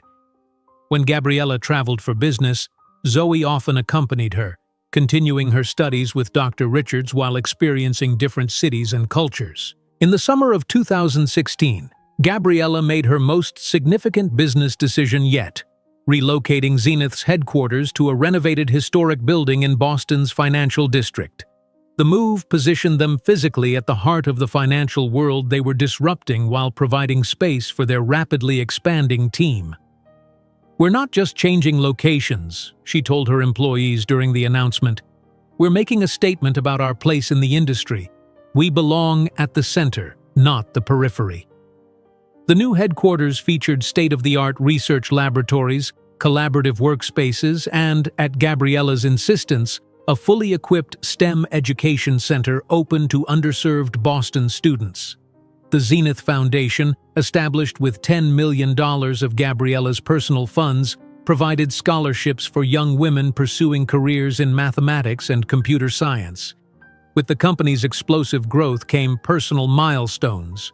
Gabriella purchased a penthouse apartment overlooking the Charles River, providing Zoe with the stable, beautiful home environment she had always deserved. The little girl who had once slept in a makeshift crib in a Bronx apartment now had a bedroom with floor-to-ceiling bookshelves and a telescope pointed toward the stars. "Which room do you want?" Gabriella had asked during their first tour of the penthouse. 9-year-old Zoe had run immediately to the corner bedroom with windows on 2 sides. "This one. I can see the river and MIT from here." The mention of MIT wasn't coincidental. Even at 9, Zoe had already set her sights on attending her mother's alma mater, following the academic path that had been Gabriella's salvation. Fortune magazine's cover story, "The Visionary Reshaping Financial Technology," brought Zenith to an even wider audience in 2017.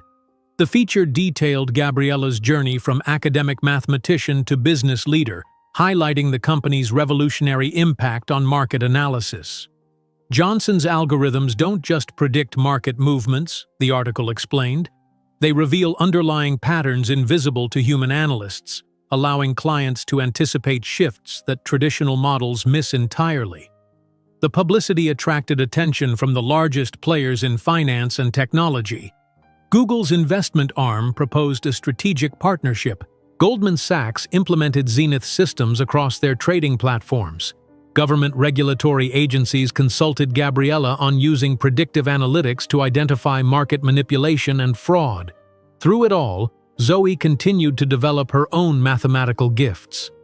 At 10, she began auditing undergraduate courses at MIT, her extraordinary aptitude drawing attention from faculty who had once taught her mother. By 11, she was working alongside Zenith's research team during school breaks, absorbing complex concepts with astonishing speed. The defining moment came in 2019, when 12-year-old Zoe burst into Gabriella's home office late one night, laptop clutched to her chest, eyes wide with excitement. "Mom, I found something in your core algorithm. There's an optimization you missed." Gabriella looked up from her work, amused by her daughter's enthusiasm. "An optimization? In the foundational pattern recognition module?" "Yes." Zoe placed her laptop beside Gabriella's, pulling up side-by-side comparisons of code. "See here? If you restructure the sequence detection to account for temporal distortion in market cycles, you can increase pattern recognition by 22%. Initially skeptical, Gabriella examined her daughter's work with growing amazement. The modification was elegant in its simplicity, yet profound in its implications, exactly the kind of mathematical insight that separated true genius from mere talent. "When did you figure this out?" Gabriella asked, already running simulations to test the enhancement. "Last week. I've been validating it against historical data since then." Zoe's expression was serious, professional, a miniature version of Gabriella's own analytical focus. "It works, Mom, across all test cases." The next morning, Gabriella called an emergency meeting with her engineering team. They spent 3 days testing Zoe's modification before confirming what seemed impossible. A 12-year-old had significantly improved an algorithm that had already revolutionized financial technology. "We need to implement this immediately," Gabriella announced, "and I want Zoe's name on the patent application as co-inventor." The lead engineer raised an eyebrow. "She's a minor. There might be legal complications." "Then solve them," Gabriella replied firmly. "My daughter improved our core technology. She deserves recognition." The enhanced algorithm, officially designated Zenith Predictive Model 2.0, increased the system's accuracy to levels that competitors couldn't approach. Market share exploded as existing clients upgraded and new ones rushed to implement the technology. That spring, Gabriella took Zoe to the patent office in Washington, D.C., where the youngest co-inventor in the firm's history signed her name to the official documents. "Your first patent before you're 13, Gabriella said proudly as they left the building. "The first of many, I suspect." By 2020, Zenith Analytics had become a technological juggernaut. With over 700 employees and a valuation exceeding $4 billion, the company Gabriella had started in a tiny Cambridge office now occupied a prominent place in both the financial and technological landscapes. Zoe, now 13, was thriving academically and socially, dividing her time between a prestigious school for gifted students and independent research projects at MIT. Unlike many child prodigies, she remained well-adjusted and happy, a testament to Gabriella's determined parenting and the stable environment she had created despite their challenging beginning. The culmination of this extraordinary journey arrived in the form of a letter from MIT's prestigious Young Scholars Program, delivered to their penthouse on a sunny afternoon in April 2023. "Mom!" Zoe called from the kitchen, where she had been retrieving mail. "It's from MIT!" Gabriella emerged from her home office to find her 14-year-old daughter holding an envelope with trembling fingers. "Well, open it," she encouraged, though her own heart raced with anticipation. Zoe carefully broke the seal and unfolded the letter, her eyes scanning rapidly before looking up with an expression of pure joy. "I got in. They accepted me into the Young Scholars Program." The program, typically reserved for students 16 and older, represented the most elite educational opportunity available to mathematical prodigies. Acceptance meant Zoe would work directly with MIT's leading researchers while completing accelerated coursework toward an eventual degree. That evening they celebrated with a quiet dinner on their penthouse terrace, the lights of Boston twinkling below them like earthbound stars. "Are you proud of me?" Zoe asked suddenly, her voice carrying a rare vulnerability. Gabriella reached across the table to squeeze her daughter's hand. "More than I could ever express. You've achieved this through your own brilliance and hard work." "But I had you showing me the way," Zoe insisted. "You made all of this possible." Later, after Zoe had gone to bed, Gabriella stood at the window of her living room, contemplating the journey from that South Bronx apartment to this penthouse. The envelope Marcus had thrown on her coffee table 15 years ago, still kept in a locked drawer as a reminder, contained what had seemed like a fortune then. Now, Zoe's trust fund alone held $50 million, secured for her future regardless of what life might bring.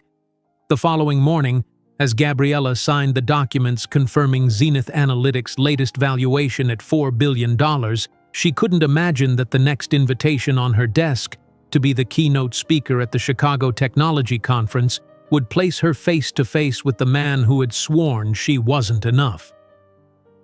The invitation to keynote the Chicago Technology Conference arrived on embossed cardstock, hand-delivered to Zenith's headquarters by courier rather than email, a touch of old-world formality in the digital age.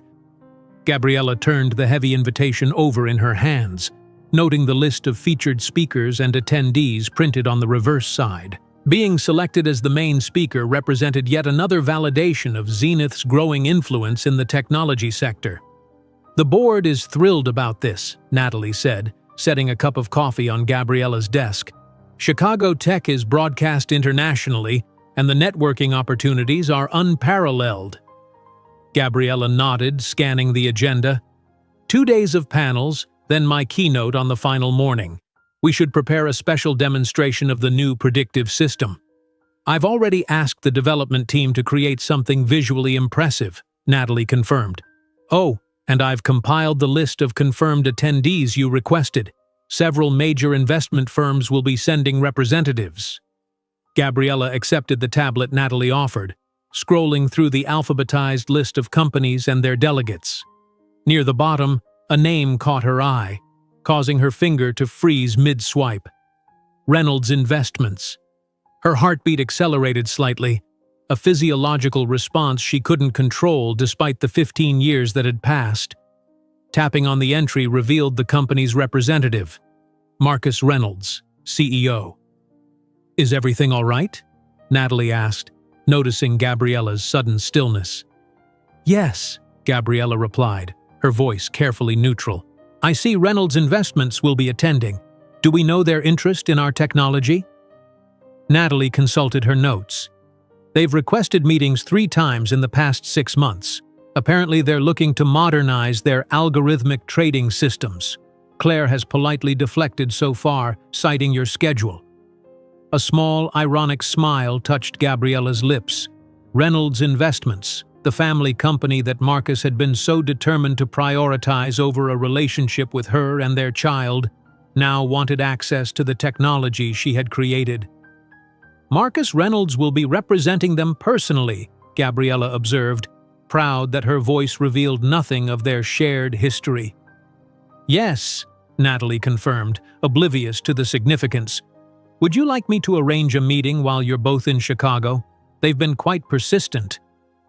Gabriella set the tablet down and turned to gaze out her office window at the Boston skyline. The coincidence, if it was indeed coincidence, seemed almost too perfect. After 15 years without contact, the universe had arranged for her and Marcus to be in the same place at the same time, with her in the position of power he had once held over her.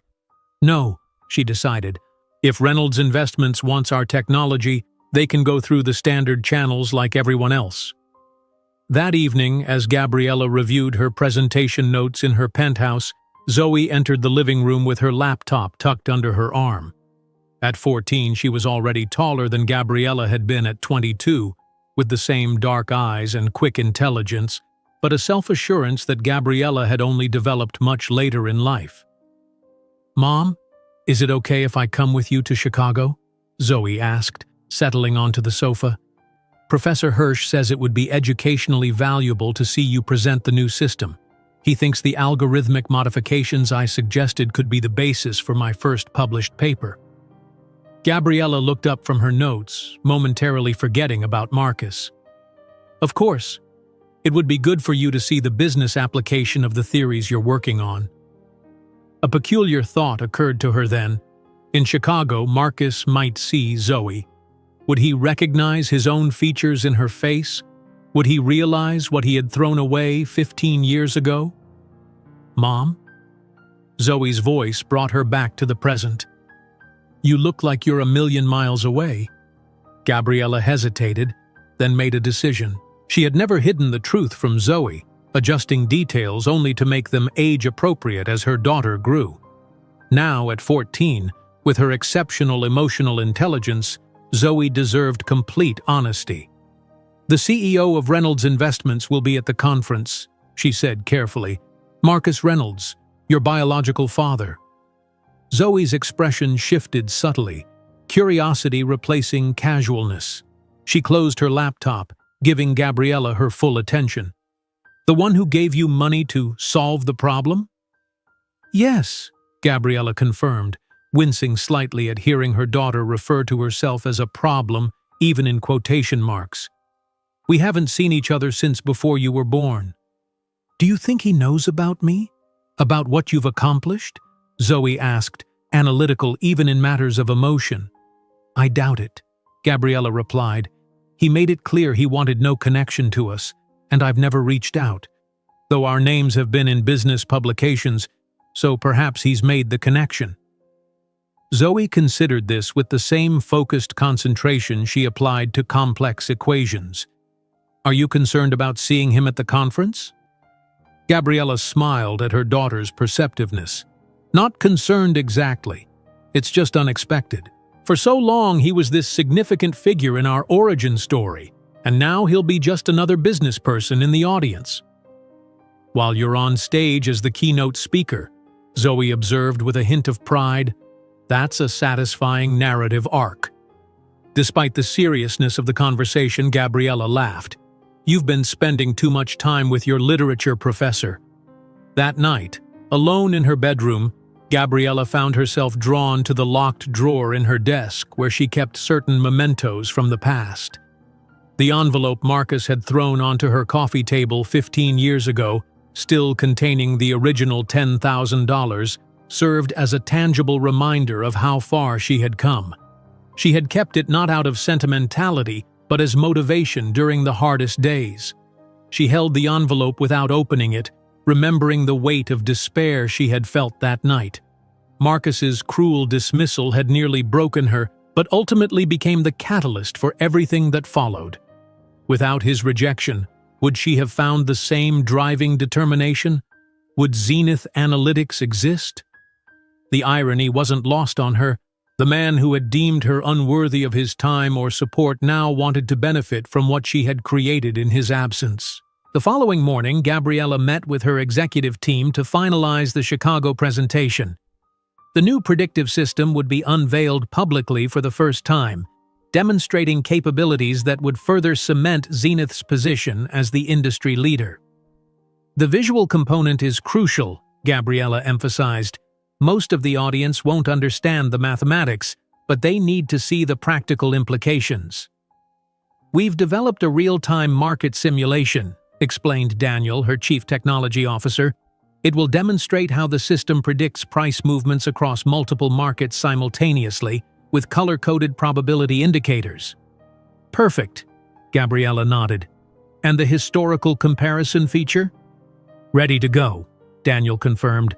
"We can show how our system would have predicted major market events from the past decade, including those that caught traditional analysts by surprise." As the meeting concluded, Claire appeared at the door. "Dr. Johnson, there's a call from MIT's president regarding the proposed research chair." This was unexpected but welcome news.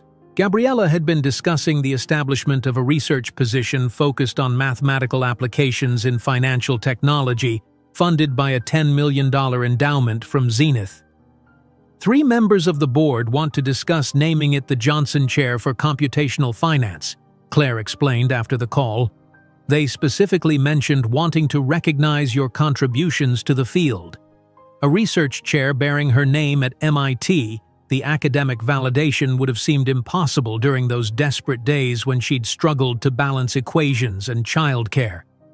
Now, it was just another milestone in an extraordinary journey." The week before the conference, Gabriella's schedule filled with preparations. Her stylist selected a wardrobe of power suits for the various events, each one chosen to project authority and success. The days of ill-fitting second-hand blazers were long behind her, replaced by custom Armani and tailored Burberry. "The navy with the subtle pinstripe for the keynote," suggested Mira, her longtime stylist. "Powerful but not flashy. Pair it with the sapphire earrings for a touch of color." Gabriella agreed, knowing that even her appearance would tell a story of transformation. The night before their departure, Zoe approached Gabriella with an unusually serious expression. "Mom, I've been thinking about the possibility of meeting him. Marcus." Gabriella set aside the report she'd been reviewing. "And how do you feel about that?" "Curious, mostly," Zoe admitted. "From a scientific perspective, it would be interesting to observe which characteristics I inherited from him versus the environmental factors I developed from you." The analytical framing was so typically Zoe that Gabriella smiled despite the weight of the topic. "You don't have to meet him if you don't want to. And if we do encounter him, you don't owe him anything. Not your time, not your attention, certainly not your affection." "I know," Zoe replied thoughtfully, "but he is a data point in my existence. Ignoring data points leads to incomplete analysis. The morning of their flight dawned clear and bright. Zenith's private jet waited at a small airfield outside Boston, another symbol of how far they had come from the days when Gabriella had counted pennies for bus fare. As the sleek aircraft rose above the clouds, Gabriella found herself thinking about the strange symmetry of the situation. 15 years ago, Marcus had sat across from her in a tiny Bronx apartment, declaring that his career at Reynolds Investments was too important to be burdened by her pregnancy. Now she was flying to Chicago in a private jet with their brilliant daughter, about to keynote a conference where Marcus would be just another face in the crowd, his company potentially dependent on her technology for survival. "What are you thinking about?" Zoe asked, looking up from her tablet where she had been solving differential equations that would challenge most graduate students. "The strange ways life unfolds," Gabriella replied honestly. "How choices made at one moment can create entirely unexpected futures." "Chaos theory applied to human decisions," Zoe nodded sagely. "Small variations in initial conditions yield widely diverging outcomes." Gabriella smiled at her daughter's perfect mathematical analogy. "Exactly. And sometimes those diverging outcomes bring you back to face the initial conditions in ways you never anticipated." As the jet cruised toward Chicago, Natalie approached with a tablet displaying the final conference schedule. "They've added a networking event after your keynote. Several financial institutions specifically requested the opportunity to speak with you, including Reynolds Investments," Gabriella finished, unsurprised. "Yes," Natalie confirmed. "Their representative seems particularly eager to discuss potential partnerships." Gabriella nodded, a sense of calm certainty settling over her. "I imagine he is." While the jet crossed the American sky, Gabriella didn't imagine that in less than 24 hours, she would not only confront the man who had abandoned her, but would witness the public collapse of his carefully constructed reputation. The air in Chicago felt different from Boston's, heavier, more industrious, carrying the legacy of America's manufacturing heart, even as the city transformed into a technological hub. From the window of their luxury suite at the Drake Hotel, Gabriella watched the early morning sun glint off Lake Michigan, casting the city in a golden glow that belied the emotional storm brewing within her. "Your coffee, Mom," Zoe said, placing a steaming cup on the side table. At 14, she moved with a grace beyond her years, already dressed in the navy blazer and gray slacks they'd selected together, professional without trying to appear older than she was. "Thank you, sweetheart." Gabriella accepted the cup, taking a fortifying sip. "Nervous about today?" Zoe shook her head, dark eyes, so like Gabriella's own, calm and analytical. "Curious, not nervous. The probability of meaningful interaction with Marcus Reynolds is relatively low in such a controlled environment." Always the mathematician, quantifying emotional scenarios into manageable variables. Gabriella smiled at her daughter's coping mechanism, so similar to her own. "And if that probability increases?" "Then I'll collect data points and adjust my analysis accordingly," Zoe replied with a small shrug, though Gabriella noticed her fingers fidgeting with her tablet case, a rare tell of her underlying tension. An hour later, they entered the grand ballroom of the Drake Hotel, transformed into a showcase of technological innovation.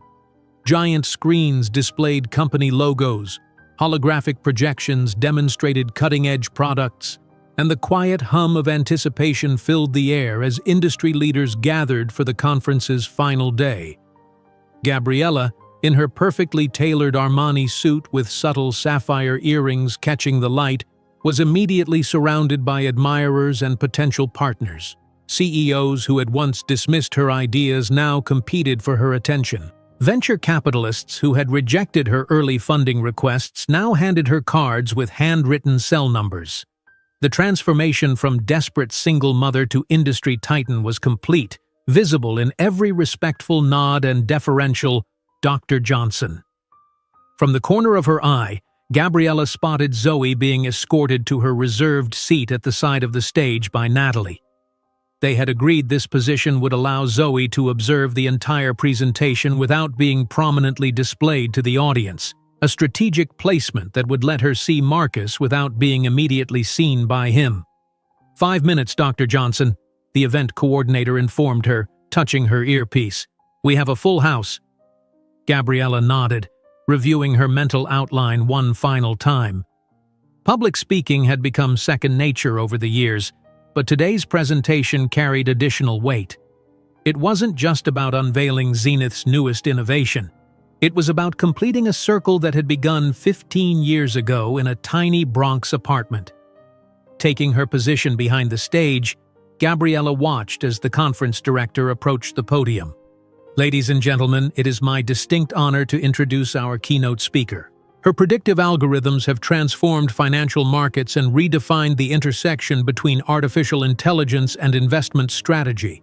The founder and CEO of Zenith Analytics, with a personal fortune estimated at $1.2 billion, Dr. Gabriella Johnson. The applause was thunderous as Gabriella ascended the steps to the stage. Lights adjusted to follow her movement, screens behind her illuminating with the Zenith logo, the ascending star that Zoe had designed all those years ago. In the front row, Marcus Reynolds consulted his program distractedly, his profile exactly as she remembered. The strong jawline, the aristocratic nose, the confidence of generational wealth in his posture. His dark hair now showed distinguished touches of silver at the temples, and fine lines had formed around his eyes. But he remained handsome in that effortless way of the privileged. When the conference director announced her name, Marcus looked up with professional curiosity. For one suspended moment, their eyes met across the distance. Gabriella watched as confusion flickered across his face, followed by dawning recognition, and finally, unmistakable shock. His program slipped from suddenly nerveless fingers, landing silently on the plush carpet. Without acknowledging him, Gabriella turned to the audience, her smile composed and confident. Thank you for that warm welcome. Today I'm excited to share how Zenith Analytics is once again redefining what's possible in predictive technology. For the next 40 minutes, she commanded the room with the same precision that had built her empire. Her presentation flowed seamlessly from theoretical foundations to practical applications, illustrated by stunning visual demonstrations of the new system predicting market fluctuations with unprecedented accuracy. While traditional models identify obvious correlations, our advanced algorithm reveals the hidden connections that drive true market movements, she explained, gesturing to a complex network visualization behind her. This allows us to predict market shifts with 87% accuracy, compared to the industry standard of 62%. Throughout her presentation, she never once looked directly at Marcus, though she was acutely aware of his presence. He sat frozen in his seat, eyes never leaving her, his expression cycling through disbelief, calculation, and something that might have been regret.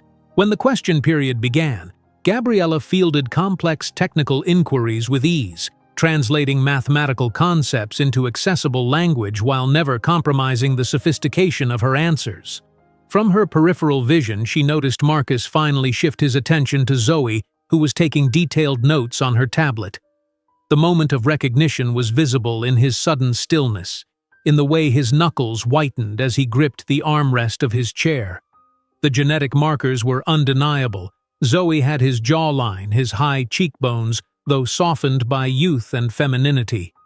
Most strikingly, she had his eyes, not in color, but in shape and intensity. Anyone looking at them together would see the connection immediately. As the session concluded, the conference director returned to the stage, beaming with enthusiasm. Before we break for the networking reception, I have a special announcement. Forbes magazine has selected Dr. Johnson as their cover feature for next month's issue, the most influential woman in American technology, with an estimated personal fortune of $1.2 billion. Please join me in congratulating her on this well-deserved recognition. The audience erupted in applause again, many rising to their feet in standing ovation. Marcus remained seated, his face drained of color as the full reality of Gabriella's success crashed over him like a wave. The woman he had dismissed as a scholarship student with no connections was now being celebrated as a billionaire visionary while his family's company struggled to maintain relevance in the changing financial landscape. The reception that followed was a carefully choreographed dance of power and influence. Gabriella moved through the crowded space with practiced ease, accepting congratulations and discussing potential partnerships with a select group of executives. She was precise in her movements, never allowing herself to come near Marcus's position by the windows, though she tracked his location instinctively. He watched her, nursing a scotch that remained largely untouched, clearly calculating his approach. After 40 minutes of observation, when Gabriella momentarily separated from her admirers, he made his move. "Gabby, what an extraordinary surprise," Marcus said, intercepting her path with a practiced smile, hand extended as though they were old acquaintances who had parted on good terms. Gabriella turned slowly, her expression neutral as their eyes met at close range for the first time in 15 years. "Marcus Reynolds, the time has been generous to you." Her voice was controlled, professional, with no trace of the nervousness or adoration he might have expected or hoped for. His hand remained extended awkwardly for a moment before he withdrew it, attempting to recover his composure. "You look impressive," he said, his eyes taking in her tailored suit, the subtle jewelry, the confident posture that spoke of wealth and power. "I always knew you had potential." "Interesting," Gabriella replied, deliberately raising her voice just enough that nearby executives could hear. "That wasn't your assessment when you left me pregnant in a Bronx apartment with an envelope of money to solve the problem." The effect was immediate. Conversations nearby halted, attention shifting to their exchange. Marcus's careful smile faltered, his expression cycling through shock and embarrassment before settling on damage control. "Gabby, that was a long time ago," he said, lowering his voice urgently. "We were young. I was under tremendous pressure from my family and—" "Mommy?" The clear voice of a teenage girl interrupted his justification. Zoe approached, her posture mirroring Gabriella's confidence, though her eyes held careful curiosity as she assessed Marcus. "The CTO of Google wants to discuss the implementation of our algorithm beta," she said, before turning her analytical gaze directly to Marcus. Marcus stared at Zoe, visibly unable to look away from the girl whose features reflected his own. The same eyes that greeted him in the mirror each morning now studied him with scientific detachment. "Zoe, this is Marcus Reynolds, CEO of Reynolds Investments," Gabriella said with clinical precision. "Marcus, this is my daughter, Zoe. She's just been accepted to MIT's program for young geniuses at 14. Her IQ was measured at 168. Zoe extended her hand with perfect poise. "Pleasure to meet you, Mr. Reynolds. Your company has been trying to schedule meetings with Zenith for months." Marcus took her hand mechanically, his voice barely audible. My daughter?" "Biologically speaking," Gabriella replied, her tone calculatedly casual. "Though paternity involves much more than genetics, doesn't it?" Before Marcus could respond, Stephen Chen, CEO of Microsoft, approached with enthusiastic energy. "Gabriella, we just received board approval. We want to implement the Zenith system across our entire financial division." "Wonderful, Stephen. Let's finalize the details tomorrow," Gabriella responded smoothly, before turning back to Marcus. "Speaking of business, Mr. Reynolds, I should inform you that Zenith Analytics has just signed an exclusivity agreement with Goldman Sachs. Unfortunately, that makes it impossible to accommodate Reynolds Investments' interests." The blood drained completely from Marcus's face as understanding dawned. The technology that could save his increasingly obsolete company from market irrelevance had just been placed permanently out of reach by the woman he had once deemed disposable. But we can offer better terms," he stammered, desperation leaking into his voice.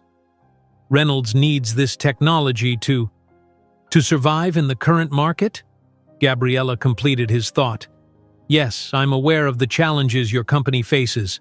My algorithm predicted the 23% drop in Reynolds' stock 2 years ago. Fascinating how mathematical patterns can predict even the decline of family empires, isn't it?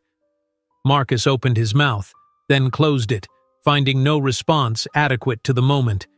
15 years ago, he had held all the power, dismissing Gabriella's future and their child's existence with cruel efficiency. Now, the tables had turned so completely that he couldn't even form a coherent defense. "Mom," Zoe said, checking her watch. "We should join the Google team. They're waiting in the lakeside room." Gabriella nodded, turning away from Marcus as though he were any other disappointed executive she'd declined to do business with. "It was informative seeing you again, Mr. Reynolds. Best of luck with your company's challenges." As they walked away, leaving Marcus standing alone with his untouched scotch, Gabriella placed a protective hand on Zoe's shoulder. The gesture was not for her daughter's comfort. Zoe seemed entirely untroubled by the encounter, but for her own, a physical reminder that the journey from that Bronx apartment had led them not just to success, but to each other. While observing Marcus Reynolds turn pale at the realization of what he had lost, Gabriella couldn't know that the following morning's Wall Street Journal would feature their encounter prominently, triggering a crisis at Reynolds Investments that only Zenith's technology could have solved. The morning sunlight streaming through the hotel suite's windows seemed particularly bright, almost cinematic in its intensity. Gabriella sat at the elegant desk, scrolling through her tablet as alerts multiplied like digital wildfire. The Wall Street Journal's headline glared from the screen. "Tech billionaire confronts ex who abandoned her pregnant. Zenith CEO Johnson and Reynolds Investments head intense conference exchange." The article detailed their encounter with journalistic precision, citing multiple sources who had witnessed the exchange. It included a brief statement from Zenith's communications team confirming the basic facts without embellishment. Dr. Johnson and Mr. Reynolds were previously in a relationship. When Dr. Johnson became pregnant 15 years ago, Mr. Reynolds chose to end the relationship and has had no involvement with Dr. Johnson or their daughter since. The phone on the desk chimed incessantly, calls from other media outlets, industry colleagues, friends checking in. Gabriella silenced it, preferring the momentary quiet to gather her thoughts. The confrontation had been inevitable from the moment she saw Marcus's name on the attendee list, but its public nature and immediate aftermath were more consequential than she had anticipated. A financial news alert flashed across her screen. Reynolds Investments opens down 7% following CEO's public confrontation with Zenith Analytics founder. The market's reaction was swift and merciless, as it always was to any hint of instability or controversy surrounding financial institutions. A gentle knock preceded Zoe entering the room, already dressed in slim dark jeans and a crisp white button-down, her version of casual elegant. "You've seen the news," she stated, glancing at Gabriella's tablet. "Yes," Gabriella replied, pushing the device aside. "It seems our private history has become very public." Zoe settled into the armchair opposite her mother, her posture straight but relaxed. "So he is my biological father," she said, the statement carrying neither question nor accusation. "Yes," Gabriella confirmed, meeting her daughter's steady gaze. "I thought you might have already deduced that." "The genetic similarity is obvious," Zoe agreed, analytical as always. "I calculated a probability above 90% based on phenotypic markers alone." She paused, her fingers lightly tapping the arm of the chair, her subtle tell when processing complex information. "Were you expecting this encounter?" "Not specifically," Gabriella admitted, appreciating her daughter's direct approach. "But I wasn't unprepared for it either." "The statistical likelihood of our paths crossing eventually was significant," Zoe observed, "given the overlapping professional spheres." Gabriella smiled slightly at her daughter's mathematical framing of human interaction, a trait that reflected her own tendency to find comfort in quantifiable patterns. The girl had learned early to process emotional complexities through the cleaner lens of mathematical probability. Their conversation paused as Gabriella's phone lit up with a new message. She glanced at it, her expression shifting subtly. "Marcus is requesting a private meeting," she said, showing Zoe the message. "Just the three of us, to discuss the future." "What do you want to do?" Gabriella asked, recognizing this moment as pivotal for Zoe. "This is your decision as much as mine." Zoe considered the question with the same careful deliberation she applied to complex equations. "I'm curious," she finally admitted. "From a scientific perspective, it would be interesting to observe which characteristics I inherited from him versus the environmental factors I developed with you." Within the hour, they had arranged to meet Marcus in the hotel's private dining room. Gabriella chose a simple yet elegant charcoal gray dress for the encounter, professional but not intimidating, a deliberate contrast to the power suit she had worn for her keynote presentation. The private dining room overlooked Lake Michigan, its windows framing the vast blue expanse like living artwork. Marcus stood when they entered, his usual confident posture undermined by a nervous energy that manifested in his too tight grip on the back of his chair. "Thank you for coming," he said, his voice carefully controlled. "The article in the journal, my board is in panic mode." "We didn't come to discuss Reynolds Investments problems," Gabriella replied coolly, taking a seat across from him. "We're here because Zoe expressed interest in meeting you." Marcus turned to look at his daughter, hope and fear mingling in his expression. "I would very much like to be part of your life, Zoe. You're extraordinary." "Based on what evidence?" Zoe asked, her tone reflecting genuine curiosity rather than hostility. "You've known me for less than 24 hours. "Well, you're clearly your mother's daughter and she's brilliant," Marcus attempted, his smile strained. "And you have my genes too, so interesting that you'd attribute my potential to your genes now," Zoe observed, cutting him off with scientific precision. "Considering that you didn't believe I would be worth the investment of your time 15 years ago." Marcus paled, the blow landing with visible impact. "I was young, ambitious to a fault." "Mom was young too," Zoe interrupted again, her voice steady. "She was 22, a scholarship student at an elite university with brilliant prospects, yet she made choices based on responsibility." Silence expanded between them, heavy with 15 years of absence and the stark contrast between choices made and paths taken. The waiter approached, but Gabriella waved him away with a subtle gesture. Finally, Marcus tried another approach. "I can make up for lost time. I can help financially, open doors, use my connections." A small, serene smile touched Gabriella's lips. "Marcus, Zenith Analytics has a market value 5 times greater than Reynolds Investments' current worth. Zoe has a trust fund of $50 million. She paused, letting the numbers register. "As for connections, 3 MIT board members called me this morning to discuss establishing a research chair in Zoe's name." The reality of the situation seemed to hit Marcus with physical force. He slumped slightly, the realization dawning that there was nothing he could offer that they hadn't already achieved without him. "I understand," he said finally, defeat evident in his posture. "Then what do you want from me?"